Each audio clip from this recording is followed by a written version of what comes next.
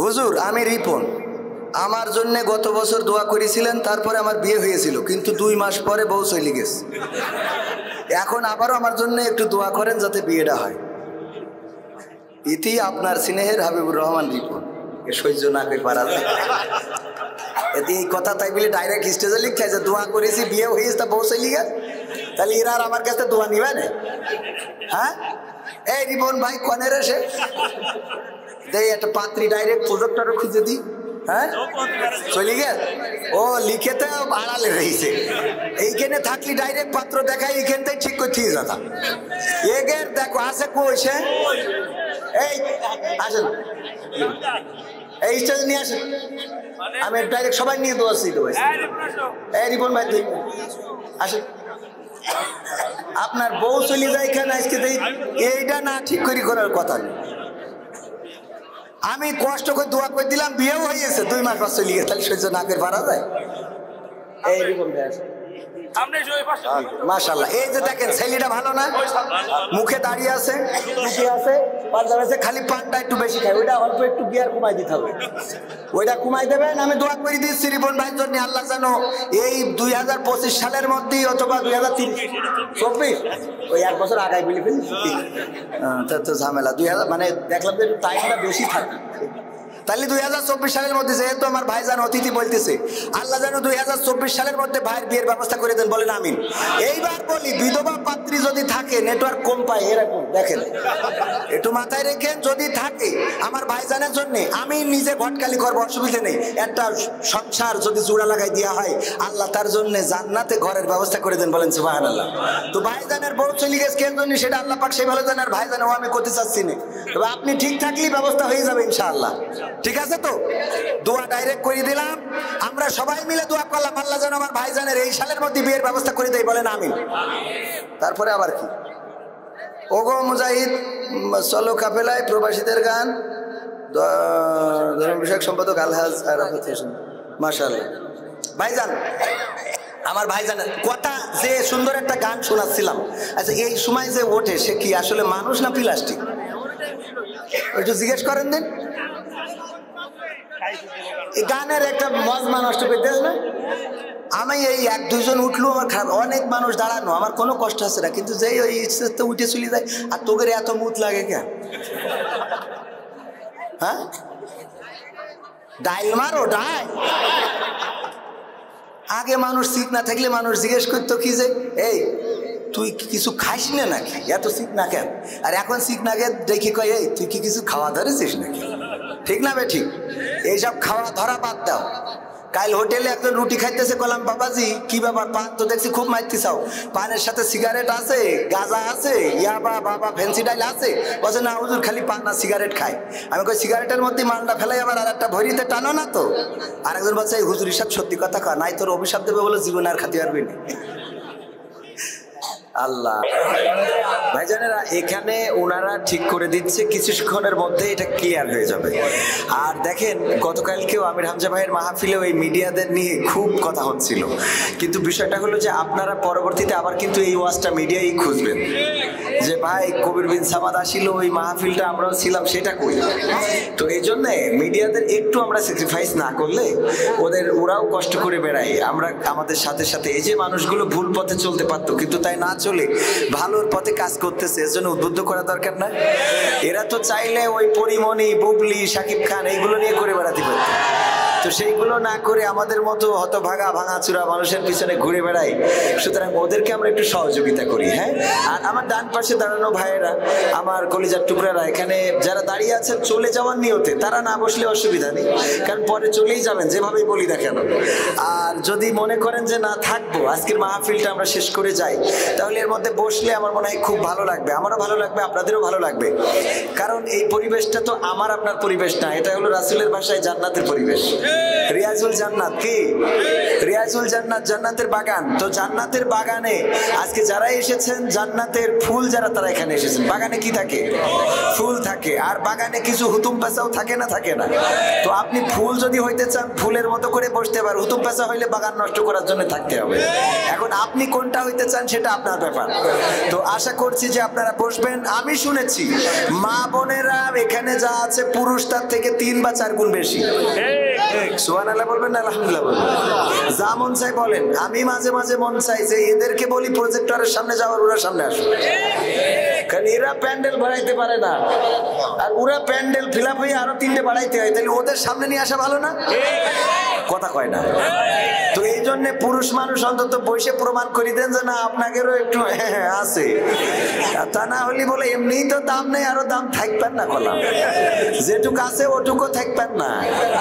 তো এই জন্যই একটু বসেন। আর আজকে যেহেতু আমাদের স্টেজে গণ্যমান্য ব্যক্তিবর্গ, বিশেষ করে আমাদের মুক্তিযোদ্ধা কমান্ডের আমাদের বিশেষ আজকে মাহফিল পরিচালনায় যিনি রয়েছেন মোহাম্মদ মফিজুল ইসলাম লাবলু ভাই, সাধারণ সম্পাদক হিসাবে কাজ করছেন মুক্তিযোদ্ধা সন্তান কমান্ডের, এবং ওনার বাবাও গর্বিত যে স্টেজে আছেন, দেশ স্বাধীনতার জন্য লড়াই করেছেন, সংগ্রাম করেছেন। সুতরাং আজকের মাহফিলে কোনো ভয় ভীতি নেই, কথা হবে ওপেন, কথা হবে খোলামেলা।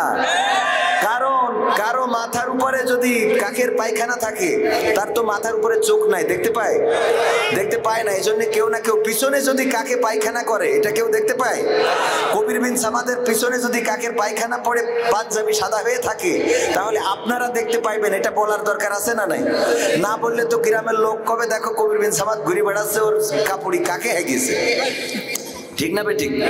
সুতরাং যে ত্রুটি আছে সেগুলো সুন্দরভাবে মার্জিত ভাবে আমরা সমালোচনা করতে প্রতিজ্ঞাবদ্ধ। ঠিক না বেঠিক? আবার যেটা করেছেন, ভালো করেছেন, সেটার প্রশংসা আদায় করতে কখনো কার্পণ্য বোধ করব। ভালোটারে ভালো, মন্দটারে মন্দ যদি বলতে না পারি তাহলে তো মানুষই না। সব ভালো বলবো অথবা সব মন্দ বলবো, এটা হইতে পারে। সুতরাং আমি আরেকবার অনুরোধ করছি আশেপাশে দাঁড়ানো যে যা আছেন, যদি এখানে এখনো যতটুকু জায়গা ফাঁকা আছে বসে যান। আল্লাহর কসম এই মাহফিলটা আপনার নাজাতের ওসিলা হয়ে যেতে পারে। এটা আপনার নাজাতের ওসিলা হয়ে যেতে পারে, পরকালে এটা আপনার জন্য সুপারিশকারী হয়ে যেতে পারে। তো এই জন্য বাকি সময়টুকু বসবেন, এটাই প্রত্যাশা। আর যারা মনে করবেন যে না বসবো না, দাঁড়াই শুনবো, তারাও থাকেন, কিন্তু চলে যেন না। চলে গেলে বরকত রহমত থেকে বঞ্চিত হয়ে যাবেন।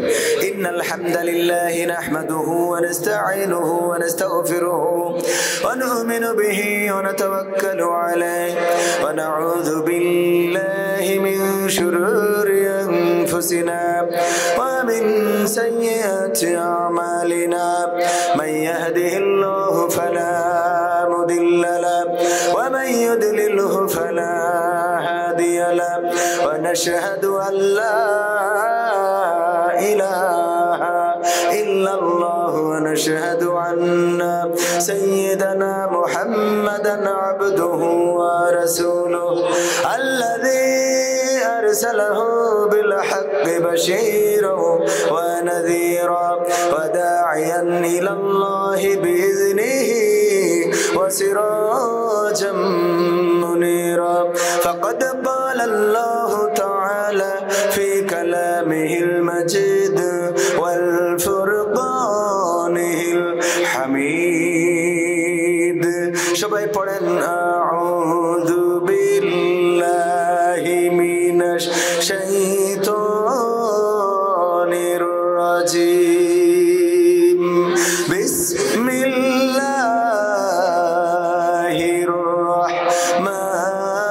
রাহমানির রহিম ইয়া আইয়ুহাল্লাযীনা আমানুত্তাকুল্লাহ হাক্কা তুকাতিহি ওয়া লা তামুতুন্না ইল্লা ওয়া আনতুম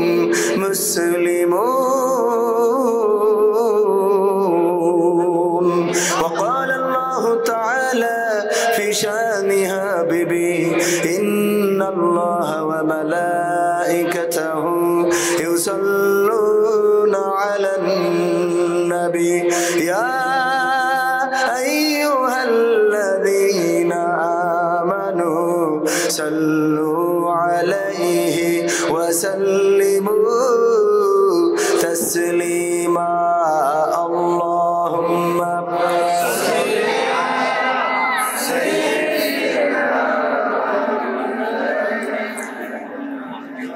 وعلى آل سيدنا এসো হে রাসূল আবার ফিরে আমাদের মাঝে রে নতুন করে খুতবা দিতে কাবার মিনার পরে আল্লাহুম্মা সাল্লি আলা সাইয়্যিদিনা মাওলানা মুহাম্মদ ওয়া আলা আলি সাইয়্যিদিনা আমার যখন ফুরাবে দিন আসবে গহীন রাতি আমার যখন ফুরাবে দিন আসবে গহীন রাতি থেকো প্রভু এ জীবনে থেকো প্রভু এ জীবনে হয়ে চির সাথী আসবে গহীন রাতি আমার যখন ফুরাবে দিন আসবে গহীন রাতি জীবন নদীর দুকুল জুড়ে আসলে অমানিশা থাকবে না আর দু চোখে হায় একটু আলোর দিশা জীবন নদীর দুকুল জুড়ে আসলে অমানিশা থাকবে না আর দু চোখে হায় একটু আলোর দিশা সেদিন আমার সেদিন আমার সেদিন আমার অন্ধ চোখে তুমি থেকো বাতি আসবে গহীন রাতি আমার যখন ফুরাবে দিন আসবে গহীন রাতি আমার আমার বলে যেদিন কাউকে পাবো না সেদিন আমার শূন্য হিয়ায় তুমি থেকো সান্ত্বনা তুমি থেকো সান্ত্বনা আখির আলো নিভে যেদিন মনে আলো দিয়ে আসবে না কেউ অন্ধ চোখে একটু আলো নিয়ে আখির আলো নিভে যেদিন হৃদয় আলো দিয়ে আসবে না কেউ অন্ধ চোখে একটু আলো নিয়ে সেদিন আমার সেদিন আমার সেদিন আমার অন্ধ ঘুরি তুমি আলোর জ্যোতি আসবে গহীন রাতি আমার যখন ফুরাবে দিন আসবে গহীন রাতি থেকো আল্লাহ জীবনে থেকো আল্লাহ জীবনে হয়ে চির সাথী আসবে গহীন রাতি আরেকটু জোরে বলেন আরেকটু জোরে এখানে কলারোয়ার মাটি ইসলামের ঘাটি থানার পাশেই মাহফিল শহরের পাশে যারা ইমানদার তারা একটা আওয়াজ দেওয়ার দরকার আছে না নাই আওয়াজ দিবেন কারণ প্রশাসন পাহারায় আছে না নাই প্রশাসন অনুমোদিত কোরআনের মাহফিল। ওগো আমার ভাইরা, অনেক সময় স্টেজে আসলে বলে হুজুর একটু সাবধানে কথা বলেন, একটু কন্ট্রোল করে কথা বলেন। আসলে যদি কারোর জমির আইলটা ছিদ্র হয়ে যায়, সে সার বুনে রেখে এসেছে। আমাদের আঞ্চলিক ভাষায় কি বলে? সার দেওয়া, সার বোনা, বলে না? বলে না?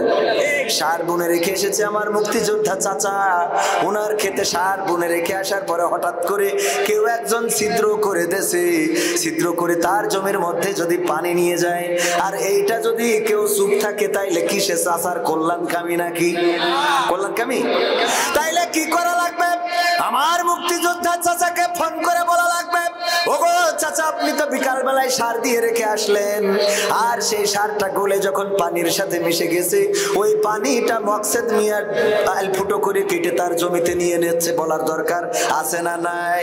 তেমনি ভাবে দেশে যদি কোনো অসঙ্গতি থাকে, দেশে যদি কোনো অন্যায় থাকে, অনাচার থাকে, পাপাচার থাকে, কদাচার থাকে, আমার মাননীয় প্রধানমন্ত্রী যে দেশে মডেল মসজিদ বানিয়েছেন, ইমাম মুয়াজ্জিনদের বেতনের ব্যবস্থা করেছেন, আমাদের দেশের স্বাধীনতার মহান স্থপতি বঙ্গবন্ধু শেখ মুজিবুর রহমান যে দেশে ইসলামিক ফাউন্ডেশনের মতো একটা কল্যাণকামী প্রতিষ্ঠান করেছেন, সেই দেশে যদি কোনো ইন্দুর ছিদ্র করে অন্যায়, অপকর্ম, দুর্নীতি, দুরাচার, কদাচার, সমকামিতা, অশ্লীলতা, ট্রান্সজেন্ডার ঢুকায়, তাইলে কথা বলার দরকার আছে না নাই? এটা না বললে তো দেশের ক্ষতি, দশের ক্ষতি, সরকারের ক্ষতি, ঠিক না ঠিক? তাইলে এই কথাগুলো বলা কোনো অন্যায় নয়। যেভাবে ড্রেন ছিদ্র করেছে, আর আমি চাচার বলে দিলাম, চাচা গো পানি বলো বের হয়ে গেল রে, ঠিক না ঠিক? সুতরাং পানি বেরোনোর কথা বলার দরকার আছে না নাই? আমি ছোট মানুষ, ভুলে যেতে পারি, ভূমিকায় কিছু কথা বলার দরকার। আমার মাননীয় ধর্ম বিষয়ক সম্পাদক, বাংলাদেশ আওয়ামী লীগ কেন্দ্রীয় কমিটি, সাতক্ষীরা কমিটি, মাশাআল্লাহ, সাতক্ষীরার আমার প্রিয় আলেমে দিন ভাই আছেন, আওয়ামী লীগের ধর্ম বিষয়ক সম্পাদক। উনার মাধ্যমে নিউজটা জানানোর দরকার আছে। দেখেন, মাদ্রাসার শিক্ষা পুস্তকে কারা যেন এই শয়তানিগুলো ঢুকাই দিয়েছে। ষষ্ঠ শ্রেণীর স্বাস্থ্য সুরক্ষা বইয়ে দেখেন প্রস্তাবটা করেছে, যেগুলো এইগুলো পর্দার খেলাপ নাকি পর্দা দিয়া, এটা কি করা যাবে? যাবে না। দ্বিতীয় দেখেন, স্বাস্থ্য সুরক্ষায় সপ্তম শ্রেণীর বইয়ে ঝামেলা করেছে। তারপরে দেখেন, আরো বলি, আমার ভাইয়েরা, শিল্প সংস্কৃতিতে মাদ্রাসার বইয়ে ঢোল, তবলা, হারমোনি, গিটার ঢুকাইছে না ঢুকায় নাই? এগুলো কি মাদ্রাসার বইয়ে দেয়া যাবে? না, যাবে না। এটা সরকার দেয় নাই, কারণ সরকার সব বই খুলে খুলে দেখবে, এত সময় কনে কথা কয় না। আমি যখন এখানে এসেছি, এখানে গেট আছে নাকি নাই, আলো আছে নাকি নাই, সব দেখার তো সুযোগ নাই। এই জন্য এইগুলো সংস্কার হওয়া দরকার। পাশাপাশি দেখেন, এইখানে দিয়েছে শিল্প সংস্কৃতি, হারমোনি বাজাচ্ছে মাদ্রাসার বইয়ে। আমরা যেখানে ঢোল, তবলা, ডুগি, তবলা এগুলো ইসলামে সম্পূর্ণ হারাম, সেখানে মাদ্রাসার বইয়ের প্রস্তাদে এমন প্রস্তাদ কখনো প্রত্যাশা করি? সুতরাং আইল ছিদ্র করে দিয়েছে, পানি বেরোয় যাচ্ছে, বলে দিলাম। এখন শুনলি শোনেন না, শুনলি সার বেরোয় যায়, যাক, কথা ঠিক আছে তো? সার বেরোয় গেলে আমার কিছু করার নেই, এরপরে আর একটু না দেখালে হবে না। এই যে দেখেন, বইয়ের মধ্যে ঢোল তবলা কেমন করে বাজাইতে হবে, কেমন করে ঢোল তবলা বাজাইতো, কোন মাস্টার শিখাইতো সেইটা দেশে। তারপরে এখানে একটা মানচিত্র দেশে, সেই মানচিত্রে ইসরায়েল ঢুকেছে, কিন্তু ফিলিস্তিন জায়গা পায় না। এটা কি উচিত হয়েছে? যেখানে ইসরায়েলকে গোটা বিশ্ব জানে যে এটা একটা অবৈধ রাষ্ট্র, বেজম্মা জারজ রাষ্ট্র, সেখানে জারজ রাষ্ট্রের নাম ঢুকানো হয়েছে, কিন্তু ফিলিস্তিনের নামটা দেওয়া হয় নাই। ও আমার ভাইরা, তারপরে আর একটু দেখা, এখানে নাচ কিভাবে কিভাবে নাচতে হবে, কিভাবে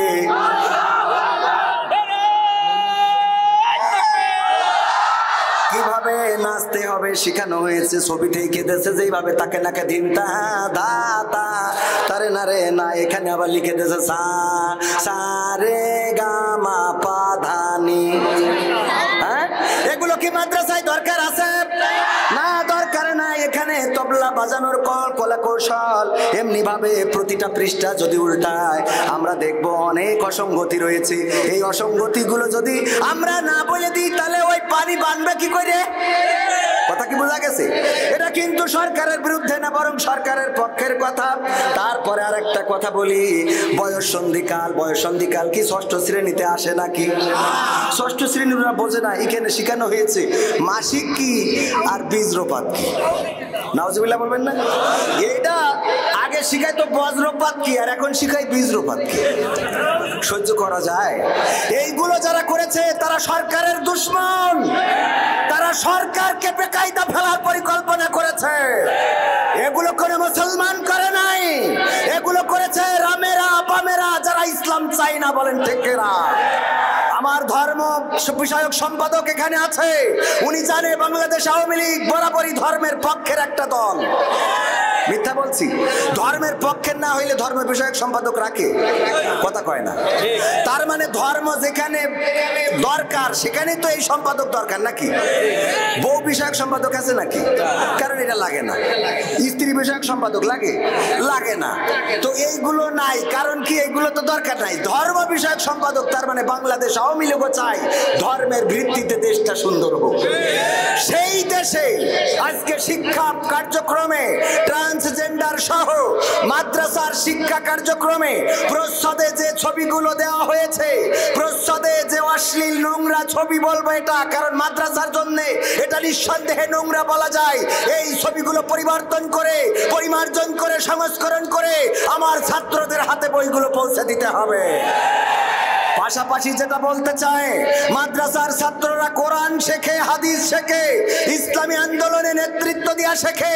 তাদের ডুগি তবলার প্রয়োজন হয় না, হারমোনির প্রয়োজন হয় না, গিটারের প্রয়োজন হয় না। সুতরাং এইগুলো মাদ্রাসার পাঠ্যক্রমে অন্তর্ভুক্ত করে মাদ্রাসা শিক্ষাকে অপমান করা হয়েছে।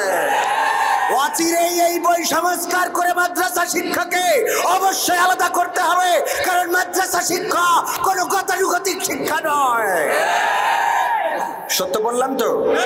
পাশাপাশি যেটা আমার শিশুদের মন মস্তিষ্কে সুন্দর করে দেখানো হয়েছে, মনের কথা আগে আমরা শুনতাম মুখ ফুটে তা বুক ফুটে না, এটা পাবলিকলি বলতো যে দেখ আমি ওরে পছন্দ করি কিন্তু কইতে পারতেছি না। কয় আসলে এটাই সমস্যা যে আমাদের মুখ ফুটে তা বুক ফুটে না, নাকি বুক ফুটে তা মুখ ফুটে না। এইটা বইয়ে অন্তর্ভুক্ত করে দিয়েছে। কি সহ্য করা যায়? আপনি মুক্তিযোদ্ধাই বলেন, মানবেন? মুক্তিযোদ্ধা মানবে না, কারণ এই দেশের জন্য রক্ত দিয়েছে, সেই দেশের জন্য জীবন দিয়েছে। আজকে দেখেন বয়োবৃদ্ধ একজন মানুষ দেশের জন্য লড়াই করেছেন, 9টি মাস সংগ্রাম করেছেন। এত সংগ্রাম করে যেই দেশ আনলেন, সেই দেশ যা ইচ্ছা তাই করবা, এটা কি হইতে দেওয়া যাবে? না, আমলিগ করলে মানবো না, জামাত ইসলাম করলে তো মোট মানবো না, জামাত ইসলাম করলে তো মানবোই না। কথা ঠিক আছে না? হ্যাঁ, কোনো লোক মানবো না। দেখেন কথা, আমার কথা আমার ভাইজান আমার চাচাজি বলি দিচ্ছে আলহামদুলিল্লাহ। আর মুক্তিযোদ্ধা আমাদের ধর্ম সম্পাদক পাশে আছে। আজকে কোনো মানে ধর্মের বিষয় ছাড়া কোনো বিষয় হবে না, ঠিক আছে না? হ্যাঁ, পাকামো পাইছাও, মনে করছাও যে হুজুর ছেড়িয়ে কথা বলবে না। আমার সরকারের বেকায়দা ফেলে দিচ্ছি তো ছেড়ি কথা বলবো মানে? এতগুলো মসজিদ বানাইছে, তোরা এই হারমোনি ঢুকাই দিতে মসজিদ অপমান করে ফেলাইছিস তোরা। কথা ঠিক না বে ঠিক? যেই দেশের সরকার মডেল মসজিদ বানাতে পারে, যেই দেশের সরকার ইসলামের কল্যাণের জন্য ইসলামী ফাউন্ডেশনে প্রতিটা মসজিদ ভিত্তিক ইসলামী শিক্ষা কার্যক্রম চালু করতে বেতন দিতে পারে, সেই দেশে ইসলাম নিয়ে ষড়যন্ত্র করবা। শোনো, তোমাদের এই দেশে জায়গা হবে না, তোমাদের জায়গা হবে দাদা বাবুদের দেশে। বলেন ঠিক না?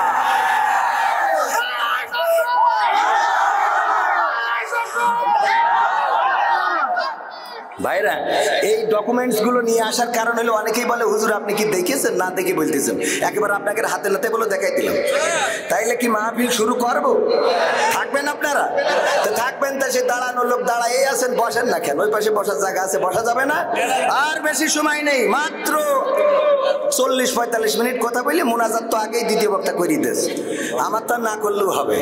তারপরে একটু আমার মুক্তিযোদ্ধা চাচা আছে, আমাদের সম্পাদকরা রয়েছে। আমার আজকে মানে কলিজার টুকরা প্রিয় ভাই যিনি এত কষ্ট করে আয়োজন করেছেন মোহাম্মদ মফিজুল ইসলাম লাবলু ভাই, ওনার জীবনে স্বপ্ন রয়েছে, প্রত্যাশা রয়েছে। আমরা প্রত্যাশা করি আল্লাহ রাব্বুল আলামিন যেন ওনার স্বপ্ন কবুল করেন, বলেন আমিন। ঐতিহাসিক তাফসীরুল কোরআন মাহফিলে গতকাল ছিল হাফেজ কারি নুরুল ইসলাম বিক্রমপুরী। এসেছিলেন আপনারা? হ্যাঁ আইলেন, অল্প লোক ছিল, আমি খবর পাইছি না, অল্প লোক আসছিল, বেশি লোক আসে নাই। আর এই ভাইরাল হইলেই নিয়ে আসা ঠিক না, আমারও নিয়ে আসা ঠিক না, আমিও অত বড় আলোচক না। ওই ভাইরাল দেখে নিয়ে আসবেন এটা ঠিক না। ছোট মানুষ, তার এখনো অ্যাডাল্ট হওয়ার দরকার আছে না নাই? মানুষের প্রয়োজনে, জৈবিক প্রয়োজনে, চাহিদার প্রয়োজনে, বাস্তবতার প্রয়োজনে কথা বলার জন্য অভিজ্ঞতার দরকার আছে না নাই? এই অভিজ্ঞতা ছোট মানুষ এসে যদি বলে, তার কাছে যদি কেউ প্রশ্ন করে হুজুর ফরজ গোসল কেমনে করতে হয়, তো ও তো ফরজ গোসলই বোঝে না, ও তো কিতা করতে, এরকম আছে না নাই? এই জন্য আমাদের বুঝতে হবে যে মাহফিলের ক্ষেত্রে যেন অন্তত অ্যাডাল্ট ভালো বলতে পারে। আমি না, আমাকেও নিয়েন না, আমার মাইনাসে রাখেন, আমার তো নেওয়ার দরকার নেই, এত নিষেধ করি। আমি বলি কি এলাকায় আপনারা মোট দাওয়াত দেবেন না, বাইরেতেই নিতে মেলা টাকা দেন, আপনাদের ভাল লাগবে। কিন্তু আমরা এলাকার মানুষ, এলাকায় গেলে কয় হুজুর এত টাকা খেলা হবে, হ্যাঁ হুজুর দিয়ে হবে না। এই দেখেন এই একটা কথা আবার একটু বলে রাখি, অনেকেই মনে করে এটা আমি মনে হয় বিকৃত করি, আসলে সেটা না। আল্লাহ রাব্বুল আলামিন আমার কণ্ঠে তৌফিক দিয়েছেন বিভিন্ন মানুষকে কপি করার, এটা তৌফিক যোগ্যতা দেয় কে? আল্লাহ। আমাদের যদি কেউ সাইদির মতো করে কথা বলে আমাদের ভাল লাগে না? কথা কয় না, ভাল লাগে কিনা? আজহারির মতো করে কথা বললে ভাল লাগে কিনা? আমির হামজা ভাইয়ের মতো করে কপি করে ওয়াজ করলে ভাল লাগে কিনা? তো আমার ভাইজানের কপি আমি করতে পারি, এর জন্য ভালো লাগার দরকার আছে না নাই? যারা ভুল বসবে আমি বসবো, যে আমি বলবো হইলো সত্যিকারের রামলিক না, ঠিক আছে তো? সম্মানিত ভাইয়েরা, গতকালই ইয়াং মুসলিম ও প্রবাসীদের উদ্যোগে আয়োজিত 2 দিন ব্যাপী ঐতিহাসিক তাফসীরুল কোরআন মাহফিলের 2তম মাহফিলে শ্রদ্ধাভাজন অতিথি হিসাবে এখানে আছেন জনাব আমিনুল ইসলাম। প্রধান অতিথি থাকার কথা ছিল জনাব ফিরোজ আহমেদ স্বপন সাহেব, যিনি সংসদ সদস্য, ও গতকাল ছিল আলহামদুলিল্লাহ। এছাড়া আরো অতিথি, বিশেষ অতিথির মধ্যে জনাব আমিনুল ইসলাম লাট্টু, জনাব রফিকুল ইসলাম, জনাব বীর মুক্তিযোদ্ধা সৈয়দ আলী গাজী, মাস্টার নুরুল ইসলাম, মোহাম্মদ মকবুল হোসেন, জনাব কৃষ্ণা রায়, জনাব সাজিদুর রহমান খান চৌধুরী মজনু, মোহাম্মদ রফিকুল ইসলাম, মোহাম্মদ আতিকুজ্জামান, মোহাম্মদ আসাদুজ্জামান ফারুকি ভাই, থানা মসজিদের ইমাম। মানে গোটা থানা মোটামুটি এখানে আছে আলহামদুলিল্লাহ, বলেন। পুলিশও আছে, ইমামও আছে। যদি কোনো ঝামেলা হয় ডাইরেক্ট মেরি দিয়ে তো ইমামদের জানাজা পড়ে খবর দিতে আসলে হবে, ঠিক আছে না? হ্যাঁ, লাইন পাকা বাকি ক্লিয়ার, কোনো অসুবিধা নেই। এছাড়া আজকে আলোচনা করেছেন জনাব মাওলানা আমিরুল ইসলাম সাহেব, আলোচনা করেছেন জনাব মাওলানা হামিদুর রহমান আজাদি সাহেব। উপস্থিত আছেন আমার প্রিয় বড় ভাই, আপনাদের এলাকার গর্বিত সন্তান জনাব মোহাম্মদ মফিজুল ইসলাম, সাধারণ সম্পাদক মুক্তিযোদ্ধা সন্তান কমান্ড কোলারোয়া সাতক্ষীরা। আমার স্টেজে আরো গণ্যমান্য ব্যক্তিবর্গ আছেন যাদের পা ধুইয়ে দিতে পারলে নিজেকে ধন্য মনে করতাম। আমার সামনে উপবিষ্ট দিনদার ইমানদার মুসলমান ভাই বাবাজিরা, যাদের জুতা জোড়াটা সোজা করে দিলে আমি নিজেকে ধন্য মনে করতাম, আপনাদের প্রতি কৃতজ্ঞতা প্রকাশ করা হতো। এমন অনেক আলেম ওলামা এখানে আছেন যাদের পায়ের জুতা সোজা করার যোগ্যতা আমার নাই। আমার দাঁড়ানো যুবকেরা, কলিজার টুকরা, যারা এই সমাজকে পরিবর্তন করার জন্য, এই যুবকদের স্পৃহার দরকার আছে না নাই? এই যুবকদের উদ্যমের দরকার আছে না নাই? এই যুবকেরাই আগামী দিনের বাংলাদেশ, আগামী দিনের পরিবর্তনের রূপকার হলো এই যুবকেরা। আমার পর্দার অন্তরালে আছেন পর্দার রত্নাকর বাবা এবং বোনেরা, মাইকের আওয়াজ যারা শুনছেন, আনুষ্ঠানিকভাবে সালাম জানাচ্ছি, আসসালামু আলাইকুম ওয়া রাহমাতুল্লাহি ওয়া বারাকাতুহু।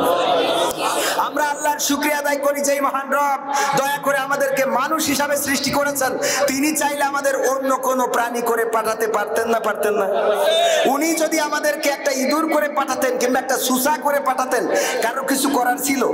যেই সুসা, যেই ইঁদুর রাস্তায় ঘুরে বেড়ায়, খাবারের জন্য দৌড়ে বেড়ায়, এটাও তো আল্লাহরই সৃষ্টি নাকি মানুষ বানাইছে? একটা মানুষ পিপিলিকা বানানোর ক্ষমতা কোনো মানুষের এখন পর্যন্ত দেওয়া হয় নাই। তারা কপি করতে পারে কিন্তু প্রাণ দিতে পারে। এবার যদি আরো বলি কেন আল্লাহর শুকরিয়া আদায় করব, এখন শীতের দিনে শিয়াল রাস্তায় আনাগোনা আছে না নাই? এই যে শিয়ালও যদি আমাদেরকে বানাইতো, আমি উদাহরণ দিতে যেয়ে বলি যে এই কলারুয়ার সবচেয়ে ইমানদার যে শিয়ালটা, যে জীবনে কারোর মুরগি ধরে নাই, বরং যারা ধরতে গেছে ওদের আবার সে ওয়াজ করি বলে, দেখ ওরা গরিব মানুষ মুরগি পুষে খায়, খবরদার ধরিস নি। এই শিয়ালটাও যদি কোনোদিন দিনের বেলায় বের হয়, আর আমার ধর্ম বিষয়ক সম্পাদক যদি মাঠে যেই দেখে শস্য ক্ষেত্রে শিয়াল বের হয়েছে, হাতে পাইছনি একখান আছে, উনি ওইটা দেখিতে ওয়েলকাম জানাবে নাকি? চাইলে মেরি ওয়েলকাম জানাবে না? কবে শালা শিয়াল মুরগি ধরিয়ে তুই, অথচ ওই মুরগি ওই শিয়াল কোনোদিন উনার বাড়ি করে এটা বলেছে না। চেনে না, চেনে? আমি হুজুর মানুষ, আমার সামনে দেও যদি শিয়াল যায়, হাতে যদি কাইতে এক কান থাকে, ছুঁড়ে মারবো না মারবো না? অথচ ওই শিয়াল দেখা যাচ্ছে কোনোদিন আমার বাড়ির মুরগি ধরা তো দূরের কথা, যেই শিয়াল ধরিল তার আরো বয়কট করেছে যে তোর দলেই নেবো না, তুই এখন থেকে দামি, তোরা দামি বানাবো না। এই মনে করেন সেই শিয়ালটাও যদি বের হয় তাও আমরা এরও মারবো। আল্লাহ চাইলে এরকম শিয়াল বানাইতে পারতেন না? পারতেন না? মনে করছেন হুজুর আমাদের শিয়াল বিলাই কুত্তা এর সাথে তুলনা করি না, আমি নিজেকে দিয়েই বলি, একটা পিপিলিকা যদি বানাইতেন রাস্তার এই পাশ থেকে ওই পাশে, কলারুয়ার এই পাশের থেকে থানা মসজিদের ওই পাশে কিছু পিঁপড়া আছে থানা মসজিদে, তো ইরা একটা ছেলে বিয়ে দেবে, পিঁপড়াদের ছেলে তো মেয়ে দেখার জন্য গেছে, তো থানা মসজিদের পাশে মেয়ে দেখতে গেছে, যে পছন্দ হয়েছে, হওয়ার পরে বলছে সারাদিন তো গাড়ি চলে, রাত্রি বিয়ে হবে, তোমরা বরযাত্রী নিয়ে এসো। রাত্রি বরযাত্রী নিয়ে যখন রওনা দিয়ে বিয়ে খেয়েছে, বিয়ে খেয়ে পিঁপড়ে আবার ব্যাগ গিয়ার দিয়ে যখন আসতেছে, আমি ওয়াজ করি যাওয়ার সময় আমার গাড়িটা উঁচু করে পার করি না? কেউ করে? মুক্তিযোদ্ধা যাচ্ছে বলে চিন্তা করলো এই মোটরসাইকেলটা উঁচু করে পার করি, করে? ওর উপর দিয়ে কুপাই দিলে এখন বর মূল্য না বউ মূল্য কেউ খোঁজ নিয়ে আসে? কথা কয় না। আল্লাহ চাইলে এরকম কোন প্রাণী আমাদের বানাইতে পারতেন না? যে আল্লাহ এই সকল প্রাণী না বানায়া পৃথিবীর আশরাফুল মাখলুকাত, শ্রেষ্ঠ সৃষ্টির শ্রেষ্ঠ জীব মানুষ করে পাঠিয়েছেন, সে আল্লাহর শুকরিয়া আদায়ের দরকার আছে না নাই? সবাই বলেন আলহামদুলিল্লাহ। এত আসতে বললে হবে না। কলারুয়ার মাটিতে, যেখানে কলারুয়ার মাটি ইসলামের ঘাঁটি, আর মুক্তিযোদ্ধারা তো এখানে বসেই আছে, সুতরাং আজকে কথা হবে খাঁটি ইনশাআল্লাহ। বলেন আলহামদুলিল্লাহ, আরো জোরে আলহামদুলিল্লাহ। বোবা লোকে চলতে পারে বলতে পারে না, পঙ্গু লোকে বলতে পারে চলতে পারে না, কানা লোকে শুনতে পারে দেখতে পারে না, কালা লোকে দেখতে পারে শুনতে পারে না। তুমি যদি তাদের চেয়ে একটু ভালো থাকো, তবে কেন শুকরিয়াটা আদায় করো না? তবে কেন শুকরিয়াটা আদায় করো না? তবে কেন শুকরিয়াটা আদায় করো না? চোখ দুটো দিল দেখতে তোমার, শুনতে দিল কান, জিহ্বা দিল স্বাদ নিতে আর নাকে সুঘ্রাণ। চোখ দুটো দিল দেখতে তোমার, শুনতে দিল কান, জিহ্বা দিল স্বাদ নিতে আর নাকে সুঘ্রাণ। এবার তুমি ভেবে দেখো না, এবার তুমি ভেবে দেখো না কতটা সুখে তাপ। তবে কেন শুকরিয়াটা আদায় করো না? তবে কেন শুকরিয়াটা আদায় করো না? তবে কেন শুকরিয়াটা আদায় করো না? তবে কেন শুকরিয়াটা আদায় করো না? হাত দুটো দিল ধরতে তোমার, যখন যেটা চাও, সেথায় সেথায় যাওয়ার জন্য দিলেন দুটি পাও। হাত দুটো দিল ধরতে তোমার, যখন যেটা চাও, সেথায় সেথায় যাওয়ার জন্য দিলেন দুটি পাও। হৃদয়ে দিলেন প্রেম মমতা, হৃদয়ে দিলেন প্রেম মমতা, কেন যে বোঝো না? তবে কেন শুকরিয়াটা আদায় করো না? তবে কেন শুকরিয়াটা আদায় করো না? তবে কেন শুকরিয়াটা আদায় করো না? তবে কেন শুকরিয়াটা আদায় করো না? সুখের সমাজ গড়তে দিলেন আল কোরআনের বাণী, পথের দিশাই দিয়েছেন রাসূল আমরা সবাই জানি। সুখের সমাজ গড়তে দিলেন আল কোরআনের বাণী, পথের দিশাই দিয়েছেন রাসূল আমরা সবাই জানি। শ্রেষ্ঠ নবীর উম্মত মোরা, শ্রেষ্ঠ নবীর উম্মত তোমরা, কদর বোঝো না? তবে কেন শুকরিয়াটা আদায় করো না? তবে কেন শুকরিয়াটা আদায় করো না? তবে কেন শুকরিয়াটা আদায় করো না? তবে কেন শুকরিয়াটা আদায় করো না? বোবা লোকে চলতে পারে বলতে পারে না, পঙ্গু লোকে বলতে পারে চলতে পারে না, কানা লোকে শুনতে পারে দেখতে পারে না, কালা লোকে দেখতে পারে শুনতে পারে না। তুমি যদি তাদের চেয়ে একটু ভালো থাকো, তবে কেন শুকরিয়াটা আদায় করো না? তবে কেন শুকরিয়াটা আদায় করো না? তবে কেন শুকরিয়াটা আদায় করো না? শুকরিয়া আদায় করার দরকার আছে না নাই? শুকরিয়া আদায় করলে আল্লাহ নিয়ামত বাড়িয়ে দেন। আল্লাহ রাব্বুল আলামিন, আমরা আল্লাহকে স্মরণ করলে আল্লাহ স্মরণ করেন। প্রতিনিয়ত জুমার খুতবায় আমরা শুনি, সম্পাদক সাহেব আছেন কি বলে, ফাযকুরুনি আযকুরুকুম ওয়াশকুরুলি ওয়ালা তাকফুরুন।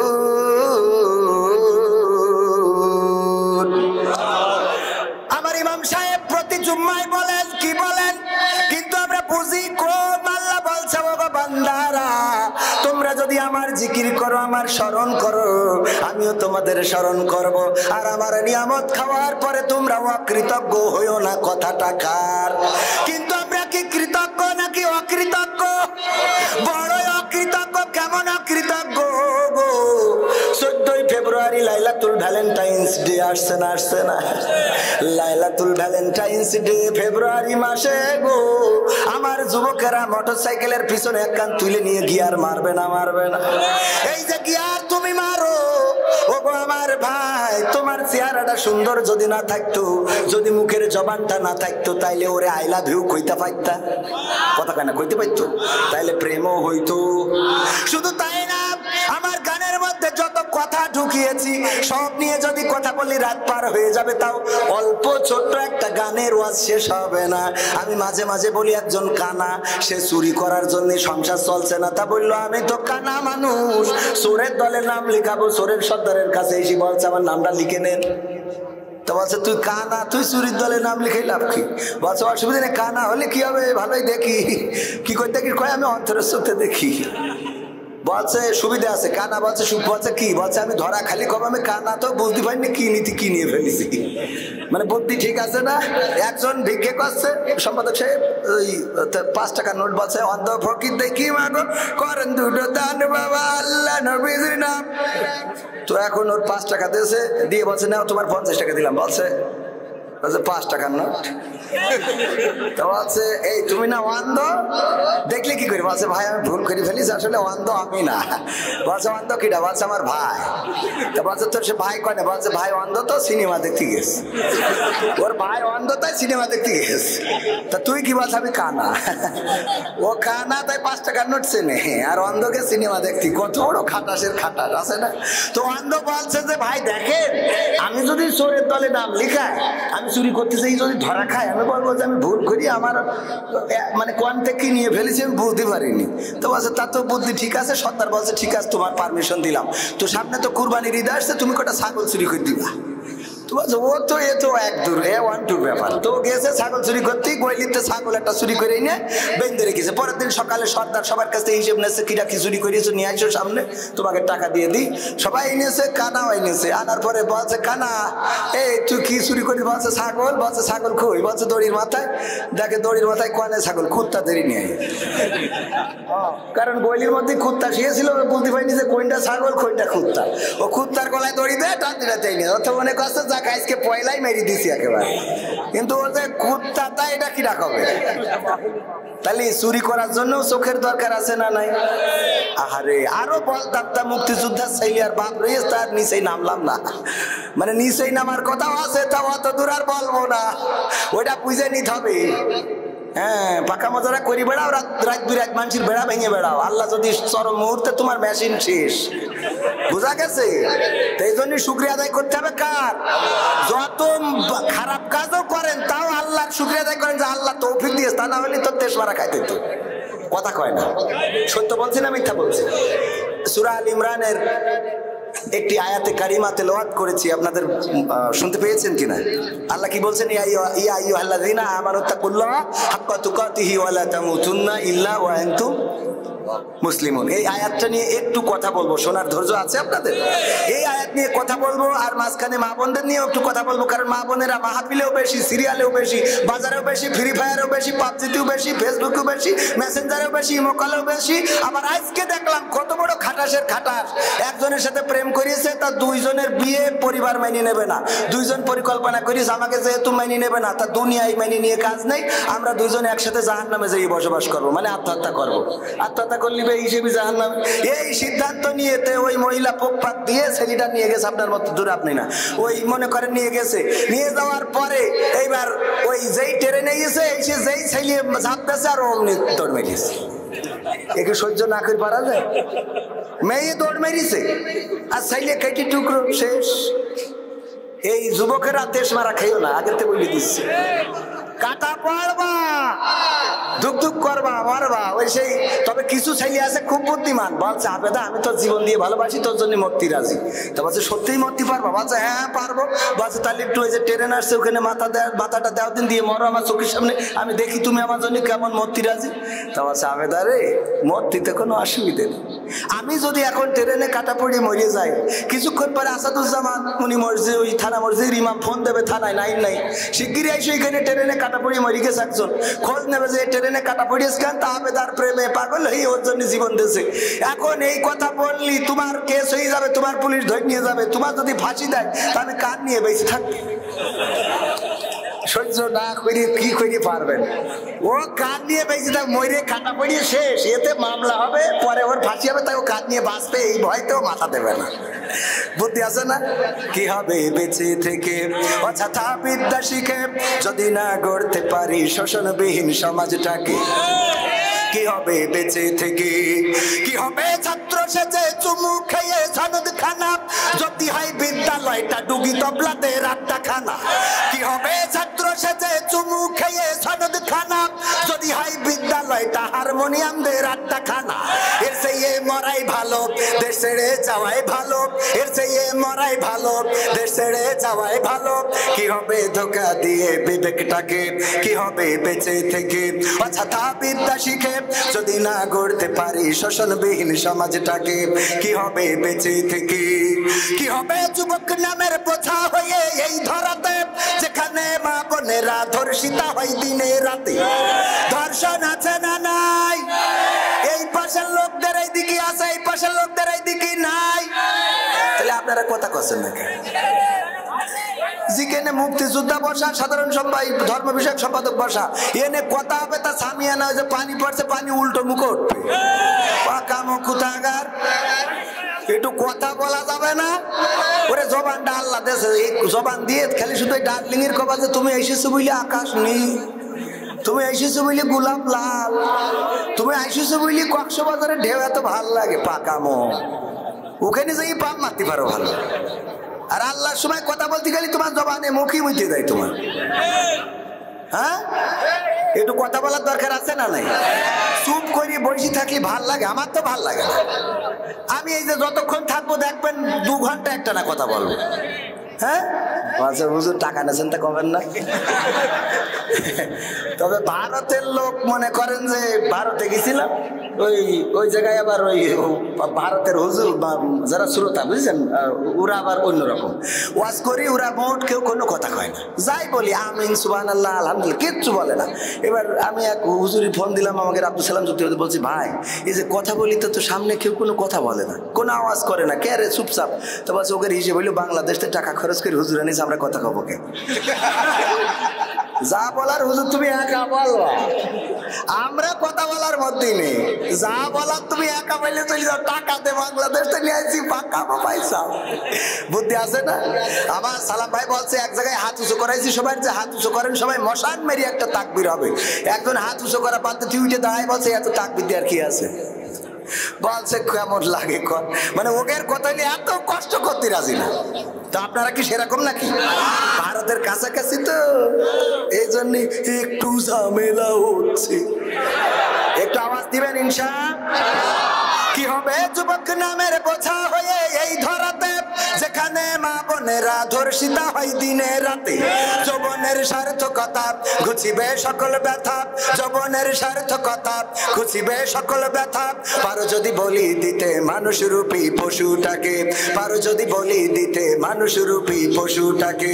কি হবে বেঁচে থেকে অযথা বিদ্যা শিখে যদি না গড়তে পারি শোষণবিহীন সমাজটাকে? কি হবে বেঁচে থেকে? কি হবে লেখালেখি কলমবাজির ওই মহড়া, সমাজের আসল চিত্র যদি না যাই তুলে ধরা? কি হবে টিভি চ্যানেল সাংবাদিকের এই ক্যামেরা, সমাজের আসল চিত্র যদি না যাই ভিডিও করা? যদি ওই ঘুষের বলে কলমটা উল্টো চলে, যদি ওই হ্যালো কলে ক্যামেরা উল্টো বলে, তবে কি যাবে রোখা দুর্নীতিকে, তবে কি যাবে রোখা দুর্নীতিকে, কি হবে বেঁচে থেকে অযথা বিদ্যা শিখে, যদি না গড়তে পারি শোষণবিহীন সমাজটাকে, কি হবে বেঁচে থেকে, কি হবে নামাজ রোজা ইমানদারির বড়াই করে, কোরআনের খাদেম যারা তারা যদি থাকে কারাগারে, কি হবে নামাজ রোজা ইমানদারির বড়াই করে, কোরআনের কর্মী যারা তারা যদি থাকে কারাগারে, মসজিদের কোণে বসে জিকির যত করো খুশি, মসজিদের কোণে বসে তাসবিহ যত টানো ঠেসে, এভাবে যায় না পাওয়া আল্লাহকে, যাবে এভাবে যায় না পাওয়া আল্লাহকে, কি হবে বেঁচে থেকে অযথা বিদ্যা শিখে, যদি না গড়তে পারি শোষণবিহীন সমাজটাকে, কি হবে বেঁচে থেকে, কি হবে আলেম হয়ে ইমাম সেজে মসজিদেতে, পারে যদি সত্য কথা উচ্চ স্বরে না বলিতে, কি হবে আলেম হয়ে ইমাম সেজে মসজিদেতে, পারে যদি সত্য কথা উচ্চ স্বরে না বলিতে, চাকরির ভাই করো যদি ছেড়ে দাও ইমামতি, চাকরির ভাই করো যদি ছেড়ে দাও ইমামতি, কি হবে ধোঁকা দিয়ে আল্লাহকে, কি হবে বেঁচে থেকে অযথা বিদ্যা শিখে, যদি না গড়তে পারি শোষণবিহীন সমাজটাকে, কি হবে বেঁচে থেকে, কি হবে নেতা হয়ে জনবলে ঘাট ফুলিয়ে, রাজপথ গরম দেখে যদি থাকো ঘরে শুয়ে, এমন নেতা আছে না নাই? আমরা আমাদের জনাব মফিজুল ইসলাম লাবলু ভাইকে এমন নেতা হিসেবে পাইতে চাই, আপদে মুসিবতে সাথে থাক, কথা কয় না? আমরা স্লোগান দেব আমার নেতার চরিত্র ফুলের মতো পবিত্র, নামাজ পড়ে না এক ওয়াক্ত, গাঁজা টানে 5 ওয়াক্ত, এমন হওয়া যাবে, এমন হওয়া যাবে না। পাশাপাশি আরো আমরা স্লোগান দিই আমার নেতা যেখানে আমরা আছি সেখানে, নেতা থাকে ঢাকায়, আমরা কেন গরিব দুঃখীর এই গাছতলায়, ঠিক না বে ঠিক? নেতা থাকে পাঁচতলায়, আমরা থাকি গাছতলায়, এমন হওয়া যাবে? আমার নেতা হইতে হবে ওমর রাদিয়াল্লাহু তাআলা আনহুর মতো। আমি আমার লাবলু ভাই কলিজা দিয়ে ভালোবাসি, ভাইজান এত সুন্দর কোরআনের মাহফিলের আয়োজন করেছে, আমি ভাইজানকে বলবো গো ভাই, আপনি কোন দলের কোন প্রতীকের কোন মার্কার এটা বড় কথা নয়, বড় কথা হলো আপনাকে এমন জনপ্রতিনিধি হতে হবে যেমন জনপ্রতিনিধি ছিল ওমর রাদিয়াল্লাহু তাআলা আনহু। ওমর রাদিয়াল্লাহু তাআলা আনহু কেমন জনপ্রতিনিধি ছিলেন? রাতের অন্ধকারে ঘুরে বেড়াতেন আর দেখতেন কে বিপদে আছে, কে খেয়ে আছে, কে না খেয়ে আছে। হঠাৎ রাতের অন্ধকারে দেখলেন একটা জায়গায় গেলেন, দেখেন এক প্রান্ত এক মরুভূমির বুকে একজন হাড়িতে জাল দিচ্ছে, চুলায় জাল দিচ্ছে, পাশে ছোট ছোট বাচ্চারা কান্নাকাটি শুরু করে দিয়েছে, মাগো কখন খাইতে দিবা গো, 3 দিন 4 দিন হয়ে গেল এখনো তো খাবার দিলা না গো মা। ও গো মা, কেন রান্না শেষ হয় না, কেন তোমার চুলা জ্বালানো শেষ হয় না? মা যখন সন্তানেরা কাঁদতেছে সান্ত্বনা দিয়ে বলে, বাবারা আর একটু অপেক্ষা করো, কিছুক্ষণের মধ্যে হয়ে যাবে। এই বলতে বলতে সন্তানেরা এক এক করে ঘুমিয়ে পড়লো, ওই মহিলাটা চুলাটা বন্ধ করে দিল, তারপরে মহিলা নীরবে নিভৃতে বসে কান্নাকাটি শুরু করেছে। ওমর রাদিয়াল্লাহু তাআলা আনহু এমন দৃশ্য দেখে ঢুকে গেলেন সেই মহিলার বাড়িতে, সালাম বললেন, ওগো বুড়িমা আসসালামু আলাইকুম ওয়া রাহমাতুল্লাহ। বুড়িমা, কে তুমি এখানে কেন এসেছো?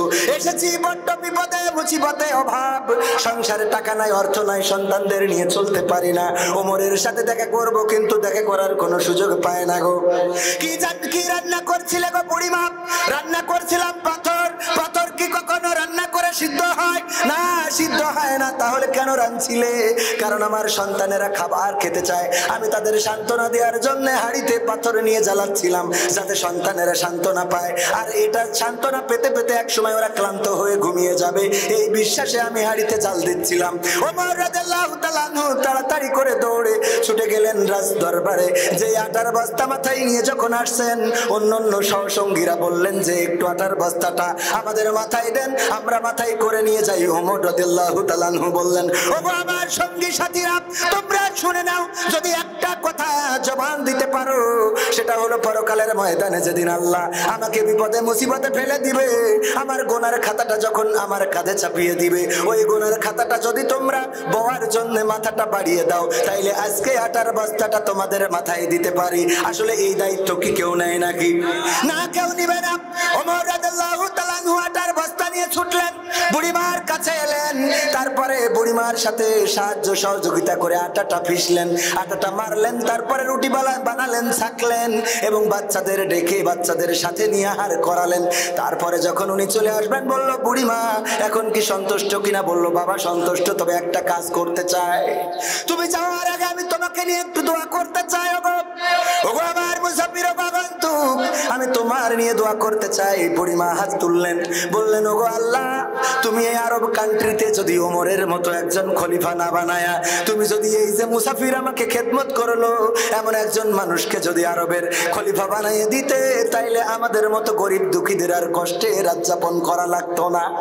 আল্লাহ তুমি এমন মানুষকে খলিফা বানাও। দোয়া কবুল আছে না নাই? দোয়া করার আগেই তো কবুল হয়ে আছে। ওমর রাদিয়াল্লাহু তাআলা আনহু বললেন, বুড়িমা আপনি কালকে ওমরের রাজ দরবারে আসবেন, সেখানে আমি থাকবো, আমি আরো সহযোগিতা করার চেষ্টা করব।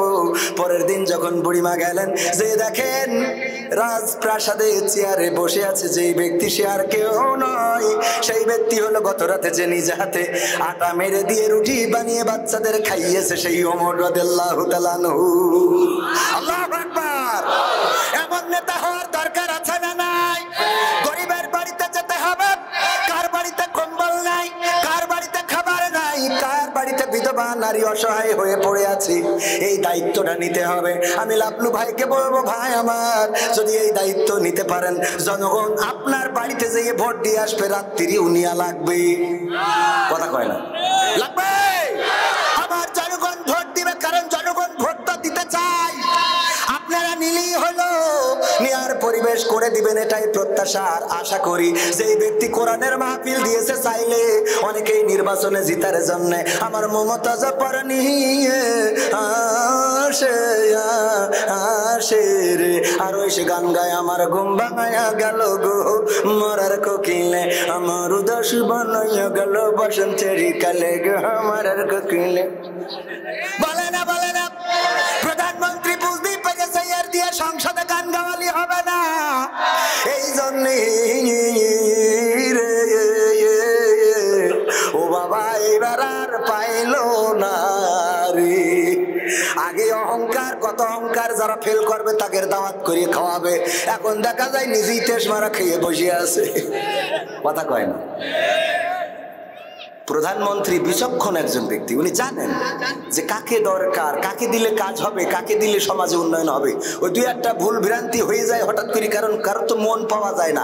অনেক যুবকরা কয় না তোর ভালোবেসি। সেদিন একজন দেখি কমেন্ট লিখেছে, আমি 7 বছর ধরে যার সাথে প্রেম করলাম, বিয়ের 9 মাস পরে কয় সে আমার, কয় আমার নাকি সে চেনেই না। বোঝেননি তো? এরকম ভুল ভ্রান্তি অনেক সময় হয় না? ভুল ভ্রান্তি অনেক সময় হয়ে যায়। এই জন্য রাষ্ট্র, আমাদের সংসদে একজন ইসলাম মুছে দিতে চাইলো, মনে আছে না নাই? সংসদ থেকে তার নাম মুছে গেছে না আছে? সংবিধানে রাষ্ট্র ধর্ম ইসলাম আছে বলে তোমার কেন জ্বলে রে বন্ধু, তোমার কেন জ্বলে? শয়তানে জ্বলে কি আগুন তোমারই বগলে, তোমার কেন জ্বলে রে বন্ধু, তোমার কেন জ্বলে? ইসলাম হলো শান্তির ধর্ম, আছে সুবিচার, অন্য ধর্মের প্রতি কভু করে না অবিচার। মিলেমিশে থাকার কথা, মিলেমিশে থাকার কথা দিয়েছেন নবী বলে, তোমার কেন জলের ঠাকলা, তোমার কেন জলি? আছে নিষেধ ধর্ম নিয়ে করা বাড়াবাড়ি, না জানিলে কিতাব খুলে দেখো তাড়াতাড়ি। যার ধর্ম সে করবে পালন, যার ধর্ম সে করবে পালন,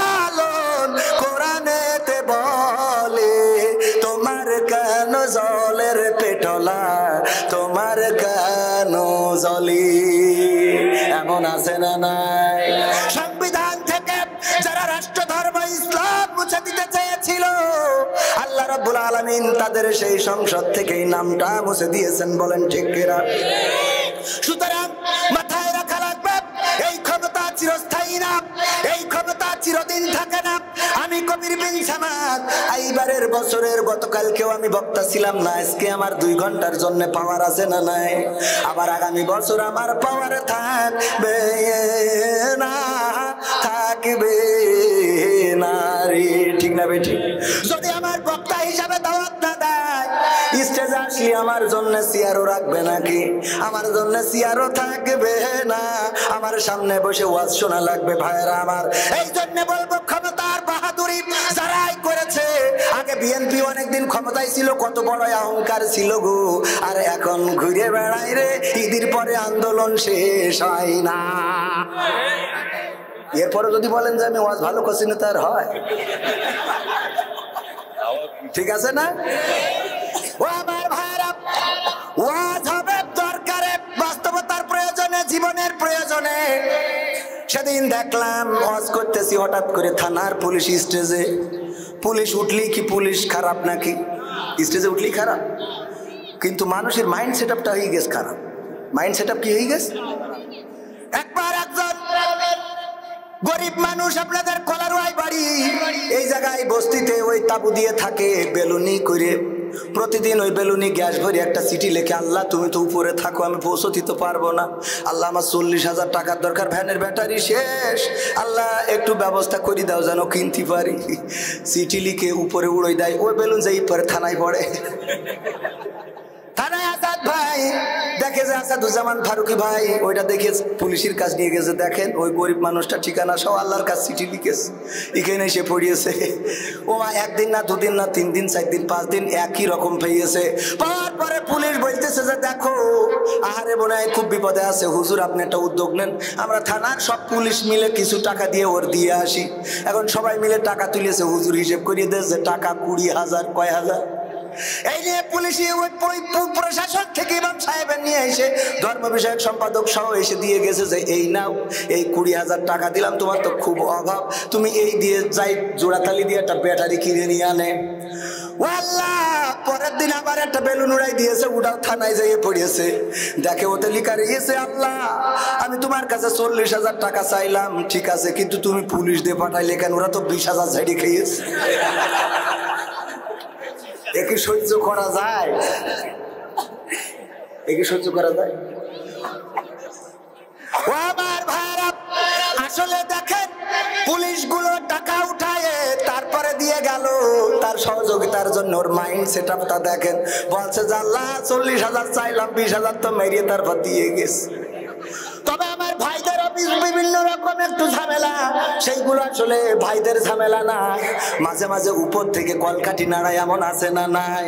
আবার উপরে কলকাঠি নাড়ানোর জন্য সরকার না, গতকালকেও আমির হামজা ভাইয়ের মাহফিলে আমি নিজেই ছিলাম, সেখানে আলোচক আমার আমির হামজা ভাই উঠলেন স্টেজে, তাকবীর দিলাম, তাকবীরে মুখরিত আওয়ামী লীগের উপজেলা চেয়ারম্যান, আওয়ামী লীগের ভাইস চেয়ারম্যান, নেতা গুতা সবাই এসেছে, এমনকি ডাইরেক্ট হোম মিনিস্ট্রি উনার অনুমোদনে কোরআনের মাহফিল হয়েছে, আমির হামজা ভাইয়ের মাহফিল।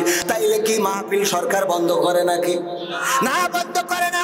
হোম মিনিস্ট্রি যদি অনুমতি দিয়ে আমির হামজার মাহফিল করতে দেয়, তাইলে কোরআনের মাহফিল বন্ধ করে কারা? জাতি জানতে চায়, ঠিক না বেঠে? কিছু লোক কাটি করে, হুজুর হুজুর এই লোক, হুজুর না মানে স্যার এই লোক অনেক ডিস্টার্ব, এই সেই। কে ডিস্টার্ব? বাবা ডিস্টার্ব কে? আমরা এই দেশের নাগরিক, এই দেশ মুক্তিযোদ্ধারা রক্ত কি এনেছে? এনে তো কথা বলার জন্য এনেছে। আগে আমাদের স্বাধীনতার অধিকার ছিল না। 1971 সালের 7ই মার্চে বঙ্গবন্ধু শেখ মুজিবুর রহমান 1900 রেসকোর্সের ময়দানে ভাষণ দিয়েছিলেন, ওগো বাংলাদেশবাসী শুনে নাও, তোমাদের যা কিছু আছে তাই নিয়ে শত্রুর মোকাবেলায় প্রস্তুত থাকো। মনে রেখো, এবারের সংগ্রাম স্বাধীনতার সংগ্রাম, এবারের সংগ্রাম মুক্তির সংগ্রাম। সেই আওয়াজ বাংলাদেশ বেতারের মাধ্যমে বাংলাদেশের অপর জনসাধারণ তারা শুনে রাজপথে নেমে পড়েছিল, উদ্বুদ্ধ হয়েছিল, দেশ স্বাধীন করার শপথ নিয়েছিল।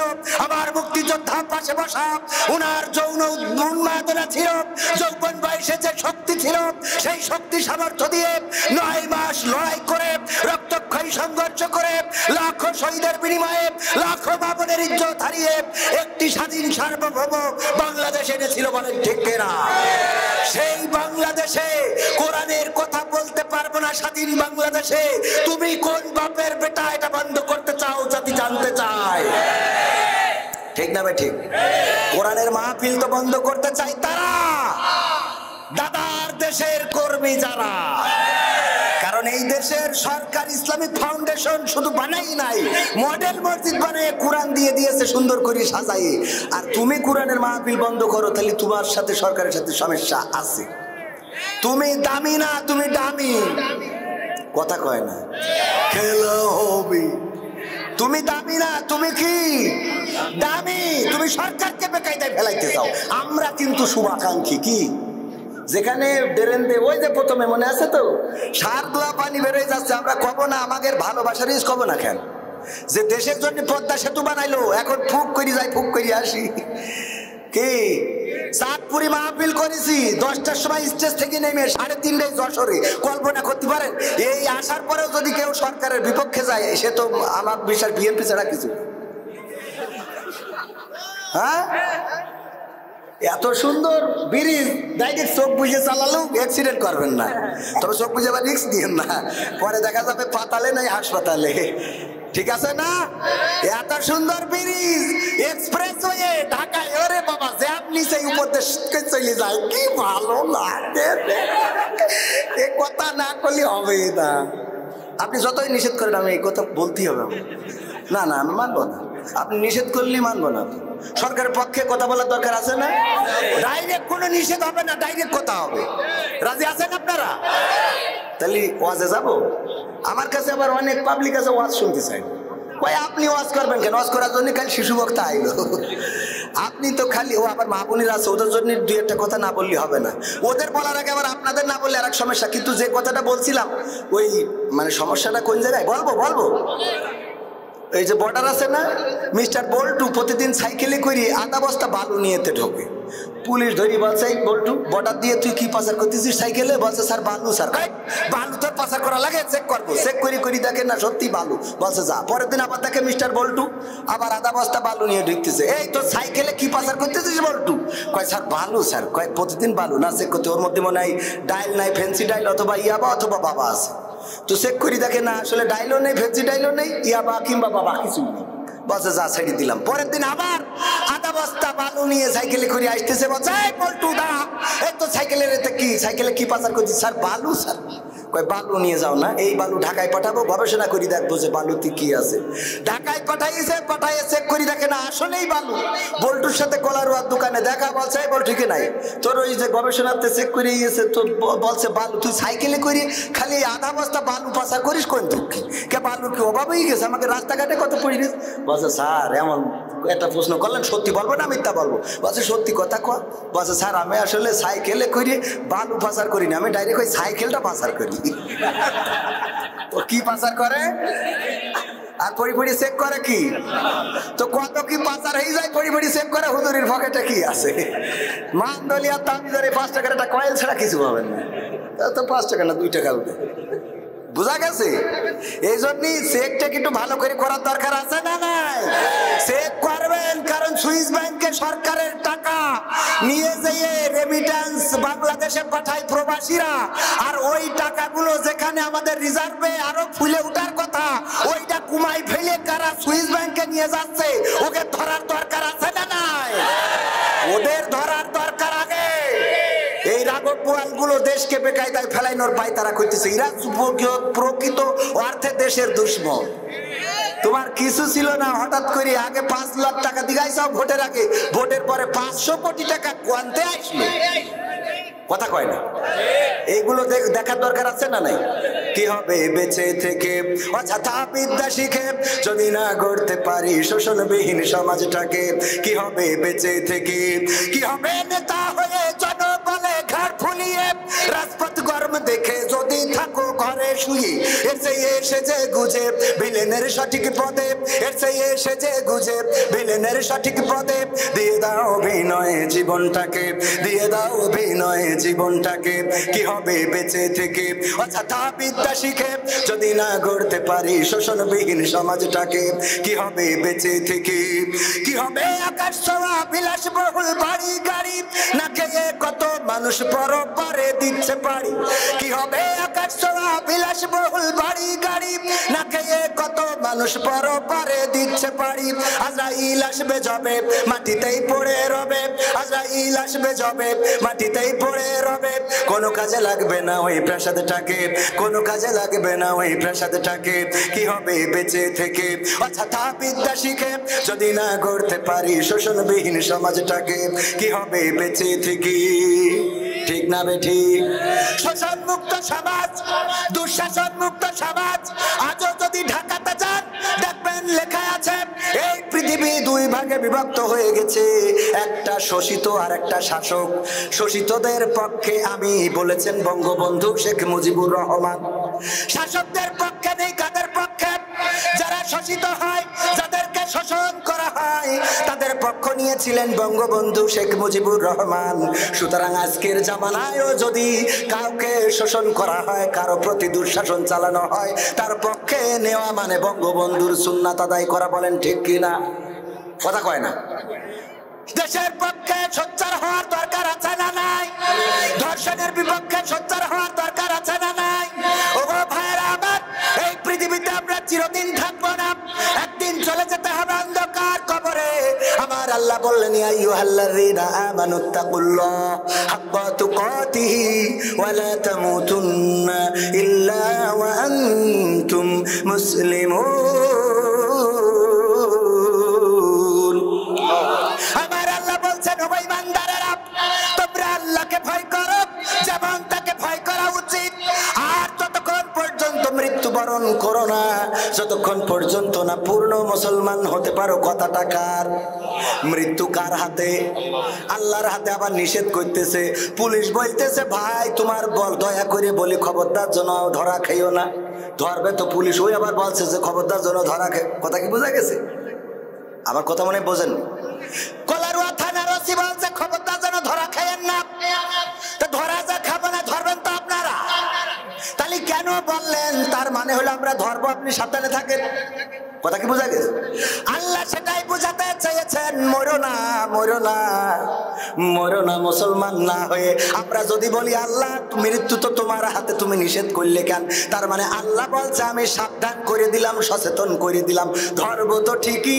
আমার কাছে আশাই লাগবে যতই বাহাদুরি করে বেড়াও যতই পাওয়ার দেখায় বেড়াও যতই গিয়ার মেরে বেড়াও তুমি R15 যতই তুমিও করে বেড়াও লাইলাতুল ভ্যালেন্টাইন্স ডেতে তুমি পিছনে নিয়ে এমন গিয়ার মারো হুজুরির গাড়িটাও যেতে পারে না যতই তুমি গিয়ার মারো না কেন গো তোমার একদিন গিয়ার বন্ধ হয়ে যাবে ওই দিন খ্যাত খ্যাত খ্যাত খ্যাত করে অমনি ব্রেক করবে আর ওই যে ব্রেক করবে আর স্টার্ট নেবে না রে নেবে না ও তোমার গোনা দিন ফুরাইয়া যাবে গোনা দিন ফুরাইয়া যাবে যৌবনে লাগবে ভাটি ওই যে দেখো ডাকিতেছে তোমায় কবরের মাটি ওই যে দেখো ডাকিতেছে তোমায় কবরের মাটি সন্ধ্যার আগে যেদিন ডুবিবে বেলা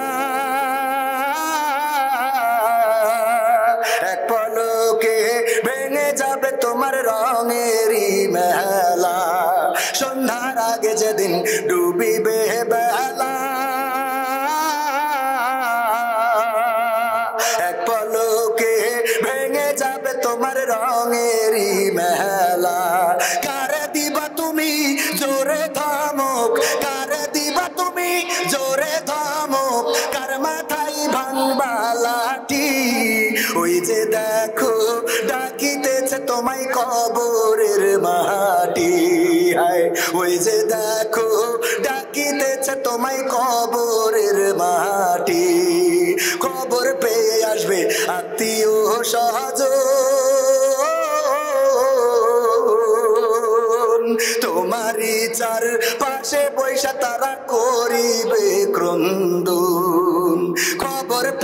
আসবে আত্মীয় স্বজন, তোমারই চার। এই যুবকে, হুজুর আমি রিপন, আমার জন্য গত বছর দোয়া করেছিলেন, তারপরে আমার বিয়ে হয়েছিল, কিন্তু 2 মাস পরে বউ চলে গেছে। এখন আবারও আমার জন্য একটু দোয়া করেন যাতে বিয়েটা হয়। ইতি আপনার স্নেহের হাবিবুর রহমান রিপন। এ সহ্য না করে পারা যায়। এতে এই কথা তাই বলে ডাইরেক্ট স্টেজে লিখতে যে দোয়া করেছি বিয়ে হয়েছে তা বউ চলে গেছে, তাহলে এরা আর আমার কাছে দোয়া নিবে না? হ্যাঁ, এই রিপন ভাই কনের এসে দেই একটা পাত্রী ডাইরেক্ট প্রজেক্টরও খুঁজে দিই। হ্যাঁ চলে গেল, ও লিখেতে আড়ালে রয়েছে, এইখানে থাকলি ডাইরেক্ট পাত্র দেখাই, এইখান থেকে ঠিক করতে দাদা এগের দেখো আছে কইছে। এই আসেন, এই স্টেজ নিয়ে আসেন, আমি ডাইরেক্ট সবাই নিয়ে দোয়াচ্ছি তো ভাই। এই রিপন ভাই তুই আসেন, আপনার বউ চলে যায় কেন আজকে? এইটা না ঠিক করে করার কথা নেই। আমি কষ্ট করে দোয়া করে দিলাম, বিয়েও হয়েছে, 2 মাস পর চলে গেছে, তাহলে সহ্য না করে পারা যায়? এই রিপন ভাই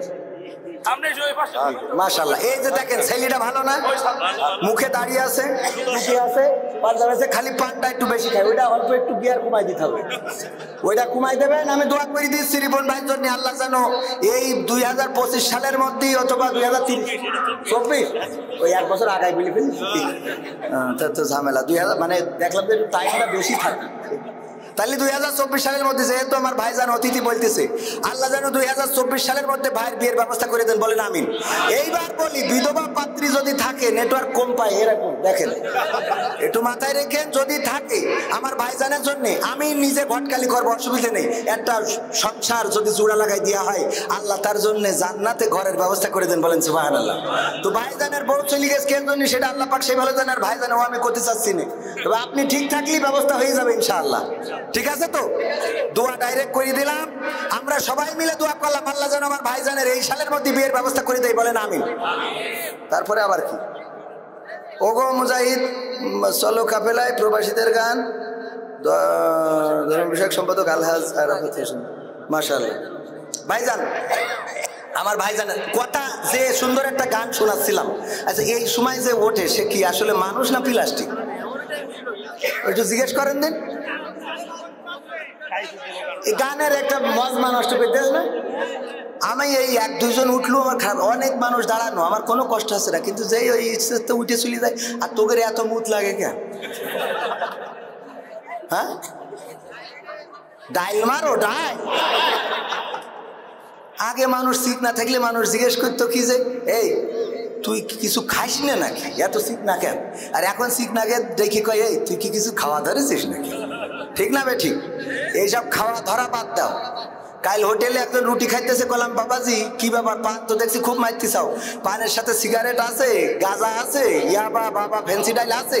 বলছে না হুজুর খালি পান না সিগারেট খায়। আমি কই সিগারেটের মধ্যে মালটা ফেলাই আবার আর একটা ভরিতে টানো না তো? আরেকজন বলছে এই হুজুর হিসাব সত্যি কথা কয়, নাই তোর অভিশাপ দেবে বলে জীবন আর খাতে পারবি না। আল্লাহ, খুব খারাপ অবস্থা না দেশে, এই অবস্থাগুলো আল্লাহ সহজ করে দিন। আমার মা বোনেরা পর্দার অন্তরালে, তাদের 2-1টা কথা না বললে তো হবে না, না বললে হবে? সব জায়গায় মা বোনেরা বেশি, আবার জাহান্নামে মা বোনেরা কম, কথা কয় না কি? আল্লাহর নবী বললেন, ওগো আমার সাহাবীরা, ওগো আমার মহিলা সাহাবীরা, তোমরা সাদকা বেশি করে করো, দান বেশি করে করো। বিশ্ব নবী সাল্লাল্লাহু আলাইহি সাল্লাম বললেন দান বেশি করে করো, কারণ আমি মেরাজে যেয়ে দেখলাম অধিকাংশ নারীরাই জাহান্নামে। আল্লাহর নবীকে জিজ্ঞাসা করা হলো, ওগো নবী গো, কেন অধিকাংশ নারীরা বেশি জাহান্নামে? আল্লাহর নবী বললেন 2টা কারণে জাহান্নামে। কয়টা কারণ? কয়টা? আরো জোরে বলেন কয়টা? ওরে বাবা, আপনাদের পক্ষের কারণ একটু আওয়াজ দিয়ে বলেন, ওরা যাতে শুনে একটু ভালো হয়ে যায়, এমন ওয়াজ করে দেবো আজকে থেকে ভালো হয়ে যাবে রে। বোঝা গেছে কেমন ভালো হবে? একবার ওয়াজ করা হলো, আইয়ুব আলাইহিস সালামের স্ত্রী, সে তার স্বামী যখন অসুস্থ ছিল চুল দিয়ে পা মুছাই দিয়ে তারপরে ঘুমাতে যেত। কলার ওর এক নারী এই ওয়াজ শুনে যায়, ওর স্বামীর চুল দিয়ে পা মুছাই দিয়ে তারপর শুয়েছে। শোয়ার পরে গন্ধে বাঁচা যাচ্ছে না, গন্ধ তো গন্ধ, দুর্গন্ধ, কের গন্ধ, পায়খানার গন্ধ। তাড়াতাড়ি করিয়ে হেরিকেনের আলো জ্বালায় খুঁজতেছে কন্তে আসছে গন্ধ। খুঁজে খুঁজে খুঁজে খুঁজে কোনো জায়গা পাইলো না। দেখে যে ওই বোর মাথার চুলিতে গন্ধ বেরোচ্ছে। বলছে ওগো স্বামী, বলছে ওগো তোমার মাথার চুল থেকে তো গন্ধ বেরোচ্ছে, ঘটনা কি? বলছে ঘটনা কি জানি নে। ওখানে তো হুজুর ওয়াজ করলো যে যখন স্ত্রীরা রহিম আলাইহিস সালাম তার স্বামীর চুল দিয়ে পা মুছাই দিত, তোমরাও চুল দিয়ে পা মুছাই তারপরে শুবা। আমি এই সে ওয়াজটা আমল করে শুইছি, তোমার চুল দিয়ে পা মুছাই তারপরে শুইছি, এই হইলো আমার অপরাধ। আচ্ছা ঘটনা তো ঘটেছে ওখানে কেন? বলছে ও ওখানে এই যে মোড়ের মাথায় খেলছিল তাস, টাকা দিয়ে, ওইটারে কি বলে? জুয়া। এই জুয়া খেলার কি কোনো বৈধতা আছে নাকি? এই জুয়া খেলতে খেলতে হঠাৎ করে আসাদুজ্জামান ভাই থানায় কল করেছে, পুলিশের গাড়ি করতে করতে যে এসে ও দেশে দৌড় দিতে যে ওই পাশে যে ফাঁকা জায়গা, ওই বিল্ডিং তে নেমে কিনা ছাড়িয়ে থুয়েছে, চটকায় যে শুয়ে রয়েছে। আর ওই দিন পা মুছাইয়ে শুয়েছে। পরের দিন যখন হুজুর যাচ্ছে বলছে ওগো হুজুর ওয়াজ করলেন যে চুলরে পা মুছাই দিতে, বললেন এটা ঠিক আছে, কিন্তু আগামীতে বলবেন ওই স্বামীরা যেন একটু কলপাড়েতে পাটা ধুয়ে এসে শুই। তা না হলে তো এগের পাততলে তো মাটি থাকে না, পাততলে থাকে গু। কি থাকে? তাস খেলিয়ে পাট বাগান দিয়ে দৌড় দেয়, আছে না নাই? ওরে বাবা হাজার হাজার। এইটা তো মাবন মানে পুরুষদের বেকায়দা অবস্থায় একজন পুরুষ শুনেছে যে স্ত্রী যদি নামাজে না পড়ে স্বামী জাহান্নামে যাবে। বাড়ি যেয়ে বলছে ওগো বউ ওঠো। বলছে কেন? বলছে ওঠো। কেন? বলছে ওঠো, নামাজ পড়তে হবে। কেন? এতদিন পড়িনি, আজকে কি ব্যাপার? বলছে ওই কলার ওখানে হুজুর আইলো ওয়াজ করে বললো যে যদি স্ত্রীরা নামাজ না পড়ে স্বামী জাহান্নামে যাবে। তা বলছে তা তুমিও তো নামাজ পড়ো না। তা বলছে আমি নামাজ পড়ি না, তা তোর কি? তা বলছে তুমি নামাজ পড়ো না, আমার কোথাও তো আমার জন্য জাহান্নামে যাবো। বলছে আমার জন্য আমি জাহান্নামে যাবো, অসুবিধা তোর জন্য যাবো কেন? আমার জন্য আমি জাহান্নামে যাবো, তোর জন্য যাতে রাজি না। বলছে আজকে শীত পড়ছে খুব বেশি, কাল খেতে পড়বেন যাও। ওই না কাল খেতে না, কাল পর্যন্ত বাঁচবো, তার কোনো গ্যারান্টি আছে? উজু করে ও উজু করে এসেছে, এসে শীতি থর করতেছে আর কাটতেছে। বলো এখন নামাজ রাত 12টার সময় কিসের নামাজ পড়বো? নিয়ত কি সূরা পড়বো? বলছে যাই পড়। আওয়াজ শুনো, আওয়াজ কি শুনো? বলছে যাই পড়। যাই পড় মানে ওই শীতে তুমি উজু করে নিয়ে আসলে বলো এখন রাত 12টার সময় কোন ওয়াক্তের নামাজ, কয় রাকাত, কি সূরা পড়তে হয়? বলছে যাই পড়। এরকম করছিস কেন? তুমি সামনে দাঁড়াও, ইমামতি করো, আমি পিছনে। বলছে আমার পিছনে শয়তানেও নামাজ পড়বে না, তুই তো তুই। তো বলছে তাহলে কি করবো? বলছে আজকে শো, কাল খেতে পয়সা নেই। হয়ে গেছে আমল করা, আছে না নাই? কয়টা কারণে জাহান্নামে বেশি? কয়টা কারণে? কয়টা? আরো জোরে কয়টা? এক নম্বর কারণ হলো আল্লাহর নবী বলছেন ওগো নারীরা, ওগো আমার সাহাবীরা শুনে নাও, নারীরা তাদের স্বামীর প্রতি অকৃতজ্ঞ থাকে। কি থাকে? অকৃতজ্ঞ। কয় কি আমার আব্বা কি দেখেছে তোমার সাথে বিয়ে দিয়েছিল, আমি তোমার ঘর করতে যাই জ্বলিয়ে বুড়ে সরকার হয়ে গেলাম। অথচ ওর নিয়ে যে এই স্বামী জ্বলিয়ে পুড়ি সরকারি যাচ্ছে, এটা কিটা কবে? এ কোয়ার আগে ও তো কাইন্দে এক গিলাস পানি খাতি চালি গিলাসে চোখের পানিতে ভরি আছে না নাই? কান্নার শেষ আছে? তোমার একজন হুজুর বলছে যে ভাই আমার স্ত্রী আমি যাই কিনে দিই পছন্দ করে না। কয় দেখো আসাদুজ্জামান মসজিদ থানা মসজিদের ইমাম, ওনার বউর জন্য কত সুন্দর থ্রি পিস কেনে, কত সুন্দর শাড়ি কেনে, কত সুন্দর কত পোশাক আশাক গয়নাগাটি কেনে, আর তুমি কেন যা পরা যায় না, যা পরে মানুষের মধ্যে যাওয়া যায় না। বলছে কেমন সুন্দর? বলছে তুমি কি দেখো না তোমার বন্ধু আসাদুজ্জামানের নজরটা ভালো, পছন্দটা ভালো, আর তোমার পছন্দ ভালো না। এই কথাটা বলে আমরা একটুখানি এই কথাটা বলে শেষ করতেছি।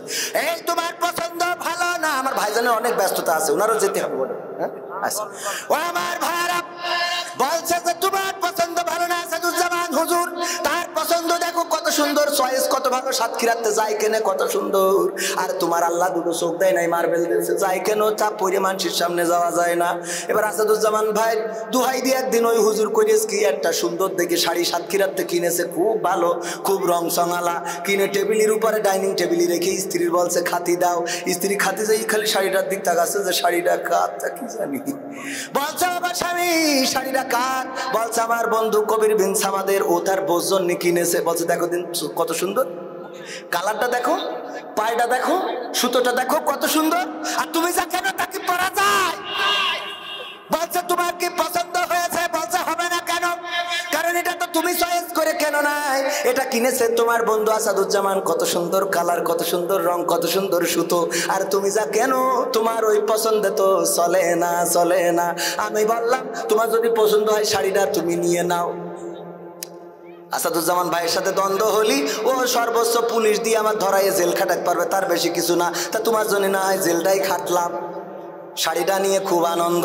শোয়ার সময় ওই হুজুর বলছে, হুজুর গো, আমি শোয়ার সময় স্ত্রী বললাম শাড়িটা কি তোমার পছন্দ হয়েছে? বলছে খুব পছন্দ হয়েছে, কালারটা কত সুন্দর। তুমি জীবনে এমন পছন্দের জিনিস কিনতে পারোনি, কারণ তোমার পছন্দ ভালো না। বলছে দেখো মগো বিবি গো, আল্লাহ না করুন আজকেই আমি মারা যেতে পারি, মনের কথাটা মনে থেকে যাবে, বলা হবে না। আমি তোমারে যে কত ভালোবাসি রে আমার সোনার ময়না পাখি, আমি তোমার কত ভালোবাসি, সেটার প্রমাণ হলো এই শাড়িটা। আমি নিজে চয়েস করি সাতক্ষীরার থেকে তোমার জন্য কিনে আনিছি গো। আমার কোনো বন্ধু এই শাড়িটা তার বোর জন্য কিনে নেয়, আমি কিনেছি। বলছে তাহলে এর রং থাকবে না, তাহলে এর অকৃতজ্ঞ আছে না নাই? যাই করে দিক ও সন্তুষ্ট না। অথচ বাবার বাড়িতে একটা গরু নিয়ে আইলো, সেই গরুটা হইলো হারকুলেস বডি।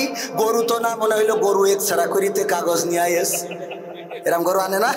ওই গরু আনতে যাই একটা শালা দড়ি ধরিয়ে টানছিল, আর একটা শালা পিছনতে ঠেলছিল। এর মধ্যে কলার ওয়াই আসতে যাই 3 বার ব্রেক ফেল করিস, মানে শুয়ে পড়িস, ওঠে না, আবার ল্যাস ধরিতে স্টার্ট দিতে হয়। তারপরে উঠেছে ওই গরু আর কোনোদিন মরল না। আমার ধর্মীয় সাধারণ সম্পাদক সাতক্ষীরা বাংলাদেশ আওয়ামী লীগের, উনি মনে করেন যে অনেক কষ্ট করে, অনেক চাকরি করে ওই যে আপনার একটা বাড়ি করেছে, ধরেন সাতক্ষীরার পরে 5 তলা বাড়ি। ওই বাড়ি উদ্বোধনের দিন যখন বলছে ওগো বেগম সাহেবা চলো তুমি ফিতে কেটে উদ্বোধন করে দেবা, বেগম বলছে আব্বাকে বাড়িতে গরুটা আনিলাম বুঝলে এত দূর হইস।